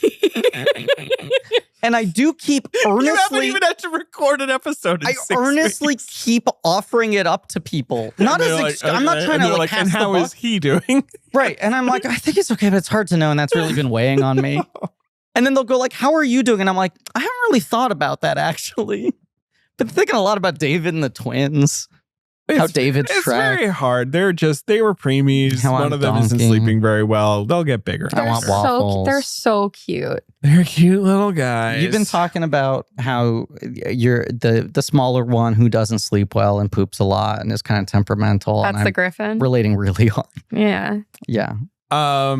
This sounds like a great job. You guys are literally, I was going to also, like the two of you, Ben and Griffin, we're recording this episode, are about to go on a wonderful vacation apiece, right? Euro trip, baby. Yeah, you're both Euro tripping. Not together. No, but adjacent. In parallel. Yeah. Yeah. And we might cross paths. Maybe you will. It's sort of like the Dolores and Wolf Jackson plot lines. So we're not really going to record again until like early October because we have to fucking watch Joker Folly Ado. I'm glad we're doing it. But hey, let's make the announcement. Yeah, let's fucking announce it. We're also watching Goodrich. It's Michael Keaton season. We're worried that Folly Ado might not make for an entirely compelling episode. So we're trying to recreate the Wonka Man magic with an episode that I want to call Goodrich Folly Ado. Have I been told that doesn't make sense? Yes. Is there a better pitch? I'm just putting it in. It's fine. That could be the title. It'll be fun. It's a remote position, 30 to 60 minutes per day. Who is texting this? Salary $100 to $600. Who is Period. texting? Who is sending this? 333-555. Cindy, of course. Cindy Geffen? She didn't mention her last name. Should we play the box office game? Oh, yeah. I forgot about that. So Beetlejuice opened to number 1. Yep. On this is September 6th, 2024, Griffin. What had previously for many years, decades, been seen as a bit of a dumping ground. And then it had this huge opening weekend. And now it's become this hotspot where it's like August tails off and then the first week of September is prime real estate again. It's true. Labor Day weekend, essentially. Had the second biggest September of all time, only behind the first It. Although I guess it's actually the week after Labor Day weekend. Yeah. Labor Day remains one of the worst weekends. Yeah, nobody does that one because everyone's on vacation or whatever. Okay. Yes, it opened to $111 million. I was kind of stunned. Like, I did not see this movie opening. I thought it would do fine. I called it. Yeah, I wasn't like against it or whatever. I was just like, oh, damn. Right. Yeah. Okay. But huge. It gets added to the stat list, my favorite stat of sequels that outgross the original. In their opening weekend. Yes. Now, I think it's... Along with Austin Powers, The Spy Who Shagged Me, Pitch Perfect 2. Might be another one. There's always one other one we forget. I mean, obviously, when a sequel is coming 3 decades later, the stat gets fudgier when you're just like, a little bit fudgy. Unadjusted for inflation. Beetlejuice opened great. Warner Brothers seemingly did a good job pushing it, doing brand tie-ins, getting Jenna Ortega to TikTok about it. It felt like they followed the Barbie playbook. And I saw Deadline drop that this actually had twice as much money behind it and twice as many brand partners. But they were just like, yeah. And I think much like Barbie, it was the same thing of just like, people have a strong emotional attachment to this iconography. If it's all over their feeds, they're not going to resent it. They like these actors. They like the stripes and the spirals and the sandworms. You can buy your Catherine O'Hara pineapple flavored Fanta.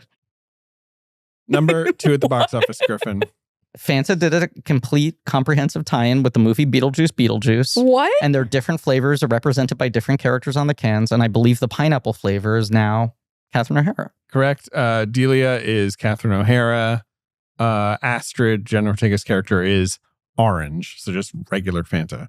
Lydia is strawberry. And Beetlejuice is like demon blood flavored or something. Yeah. It's limited edition Fanta Haunted. I gotta drink this shit. Yeah. Haunted apple. Yeah. Haunted apple. Probably weirdly, Fanta Lemon just still doesn't exist in this country. It's so weird. It's Fanta Lemon rocks. It's available all through Europe. When you're in Europe, get yourself a Fanta Lemon. You know what that really means. Sadly, it sounds like that's the Jeffrey Jones flavor. Doesn't exist. Not available. Took it off the shelves. Number 2 at the box office, Griffin. Okay. Number 2 at the box office It's is a very still successful film. motion picture called Deadpool and Wolverine. Deadpool, & Wolverine. Marie, did you see it? No. Oh, a movie that I have to Ben didn't see it. I have to begrudgingly admit is more functional than Beetlejuice, and yet it drove me so much crazier. It wore me the fuck down. Yeah. I mean, I suppose you're right that it's more functional, but no. I mean, that movie. I also think that movie's not functional. I'm just saying more functional. You know, when you hesitated about whether or not to reveal the crash a pipe goes through a window, where you were like, should I give this text to our listeners that can be thrown back in my face? I thought this while watching Deadpool and Wolverine. And I've been holding back on saying this publicly, and I feel like I need to say it, even though I do think it will come back to haunt me. But halfway through watching Deadpool and Wolverine, I thought to myself, this is not a joke. This was a genuine thought. What? Is this what it feels like to have a conversation with me? And I was like, Griffin. that's maybe the most critical. I think you're being a little hard on Griffin, yourself. that's so horrible. It was a moment of darkness, but I was watching and I was like, God, I feel so exhausted. And I was like, is this what it feels like? No. Just a lot of references being thrown out and a lot of attempts at jokes. And you're like, I guess it's good-natured enough, whatever. Well, for one, to be clear, the movie is enormously successful and people love it. As am I. Come on. Exactly. So it's a good the thing. most over here. No, I still don't have it. That wasn't bad. Okay.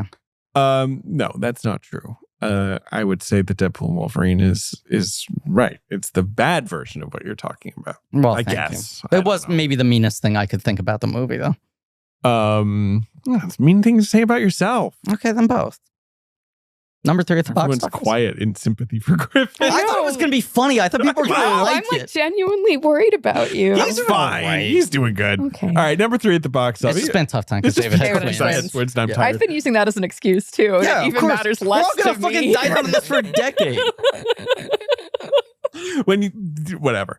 Number 3 at the David, I box haven't office. been using it as an excuse. No, you're a good boy. I You've haven't had been a lot on sleeping. your plate. Yeah. All right, I haven't been sleeping well, just because David hasn't been sleeping well and it's been getting to me. number 3 at the box office. It's a biopic. Mm-hmm. The film, and I'm forgetting that, is number 3 at the box office and is doing pretty well. It's done okay for a movie that is clearly dog shit. Oh. It's made $18 million. It's a movie called Reagan.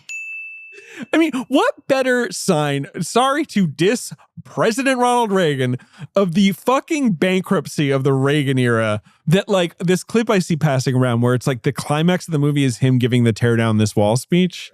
It's like, and them going like, is he going to do it? He's not going to do it. And I'm like, that's it? That's what he's fucking got, is tear down this wall? That he said tear down the Berlin Wall 45 years after it was built? Yeah, but you what know what? a goddamn profile And in then all the courage from that guys like asshole. watching it on TV, Like, like, yeah! Oh, he had the guts. And then like Nancy Reagan's like, oh, Ronnie, yes. I can't argue that Reagan is a great film.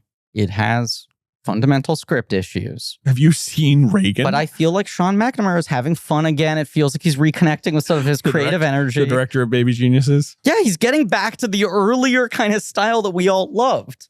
Only Man, that guy's director of directed a Baby lot of movies. Geniuses would have the Yeah, genius mind to cast what Scott else? Stapp Marie? as- Baby Geniuses 2, Super Babies. He didn't direct the first. Oh, I'm so sorry, but that one's even more twisted. You know what right? else he directed, Oh, the babies right? are super. The Bratz movie, Soul Surfer. What's the big one I'm forgetting? Did he do the food fight movie? Casper, A Spirited Beginning. Oh no.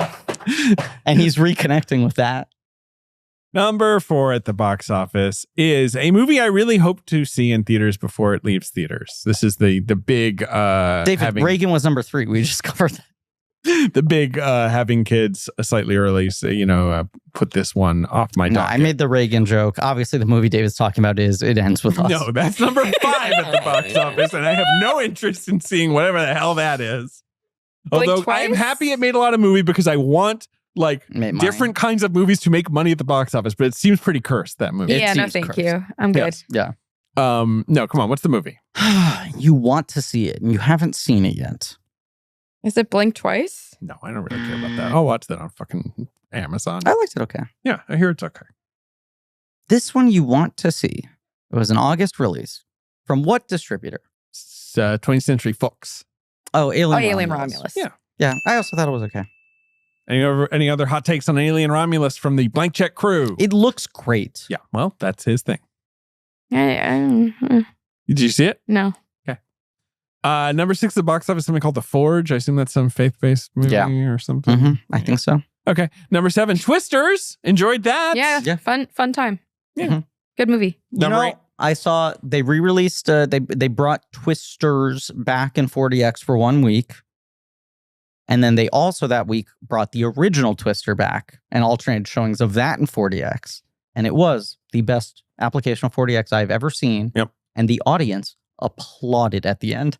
And that movie is so simple. You watch it and you're like, oh, right. These blockbusters used to be uncomplicated. Guy wants divorce papers signed. They try not to get sucked into a twister. And the thing just hits. And they kiss at the end and everyone applauds. And they're just like, this is simple. You just did it. Number 8 is Blink Twice, which I guess I should check out. Did you see Blink Twice? No. Griff kind I'm of liked interested in it. Number 9 is Despicable Me 4. Didn't see it. So far, I haven't missed much. No. I saw it 3 times. Number 10 is that movie, The Front Room, the A24 horror with Brandy Norwood. That got very bad reviews. Yes, Catherine so I didn't Hunter. see it. A very odd looking film. I mean, we're done. Beetlejuice. It's truly Beetlejuice. like a 3-star fine experience. I did like that Tim Burton did practical stuff, and I hope he does another interesting movie. And I think Keaton's great in it, and it's fine. Nice to see the people. And I had a fine time, and I'm glad it's doing well. Yeah. I wish it no ill. Same. Sometimes there is a movie that is a big hit, and you and I both say, nothing good can come of this. This is a net negative for society. I think Alice in Wonderland was one of those, where you're like, this is bad. This is culturally bad for this movie to do this well. It is encouraging all the wrong things. I think what's kind of interesting about the Lego sequel thing, which has really replaced the build an overarching franchise that can run forever thing, is that we're pretty close to hitting the bottom of the bucket. Yeah, we're almost done. Like, they're going to be like, Krull Origins or whatever. And I'm just like, yeah, you're out. You're done. Because by its very nature, the thing has to be, we didn't sequelize this to death at the time. Right. It has to be something that basically was a flop. It's fracking. It's like, this has been untapped. That is a good call. Right? We're blowing up the tops of mountains just to see if there's anything in there. And it's like ones where the main actors are still alive and have some cultural relevancy and there's something to say and they were popular at the time and they're still popular now. It's like, this does feel like kind of one of the last ones that even theoretically has some power. So I don't know. I think we're finally ready for the Alf film. And I'm going to ask a question. What would Alf be like through the twisted lens of Tim Burton? Tim Burton's riding high off of Beetlejuice. What if he got his twisted fingers? He put Alf in a pinstripe suit. Should we buy Jonathan Rosenbaum's film collection for $20,000? 20 people have sent that to me. We've got so much space in this room. Thank you all for listening. But so many empty shelves. Wait. I just like to say my final thoughts on Beetlejuice. Oh, good. Okay, we can actually end this episode strong. I give it a smile. This is Ben's new thing. Also, this text message I've been going. I was like, are you about to read a new bit? The requirements are responsible, 23 to 7 years old, must be a U.S. citizen or visa holder. I texted back, there's one problem. I'm not responsible. And what did they say? That's where the thread went cold. What? Weird. Once again, this is like an unknown number texted you this? Unknown. Wow. Thank you all for listening. Please remember to rate, review, and subscribe. Next week, we are back to David Lynch. That's right. I guess next week's episode will be, of course, our episode on the film Blue Velvet with Jamie Loftus, our guest there. Mm-hmm. So that's exciting and fun. Fun episode on a pretty important movie. Yeah, pretty fucking important. And over on the Patreon, we've got an episode on Ouija. Oh, great. Coming up. Pretty fucking important. And what if Tim Burton had wrapped his twisted fingers around Ouija? Can you just even imagine what that would have been like. Would have been better. Let me tell you that. Spoiler alert for that episode. Yeah. We don't like it. Fucking this felt doll you just gave me directing would have done a better job. Sorry. Hey, sorry to that my guy. friend that's a plush dangler. Put some respect on its name. Everyone feels really exhausted. Hey, AJ, thanks for being here. He's giving a thumbs up. Who? What? This game feels very sloppy that only one person can see him to keep switching who the one person is. I've stuck to it the whole time. Wait, what the fuck? Okay. Thank you to AJ McKeon for being our production coordinator, helping to edit the show. Thank you to Marie Barty and Ben Hosley for being my favorite people. Oh, you hear that, David? You hear that? Thank you to David Sims for being Shrek. Being complicated, having layers like an onion. Thanks to Bebop and Rocksteady for being on the planet. We love that. Shout out to Bebop, Rocksteady. Thank you to Lane Montgomery and the Great American Novel for our theme song. Pat Reynolds, Joe Bowen for her artwork. Man, the energy in this room has really gotten deadly. Thank you to JJ Birch for taking it sleazy for a week. Sorry, I'm just like reading this text message. Let's wrap up. Let's wrap up. We did all the other plugs, right? Yeah, we did all the other plugs. And as always, yes, in honor of next week's guest, Jamie Loftus, I must resubmit the immortal question. Does he come wet scabs or dry scabs? Does Beetlejuice come wet scabs or dry scabs? I also think it's dry scabs. What even are wet scabs? It's a dry scab. Well, I can explain to you what wet scabs are off mic. Okay. Goodbye. Bye.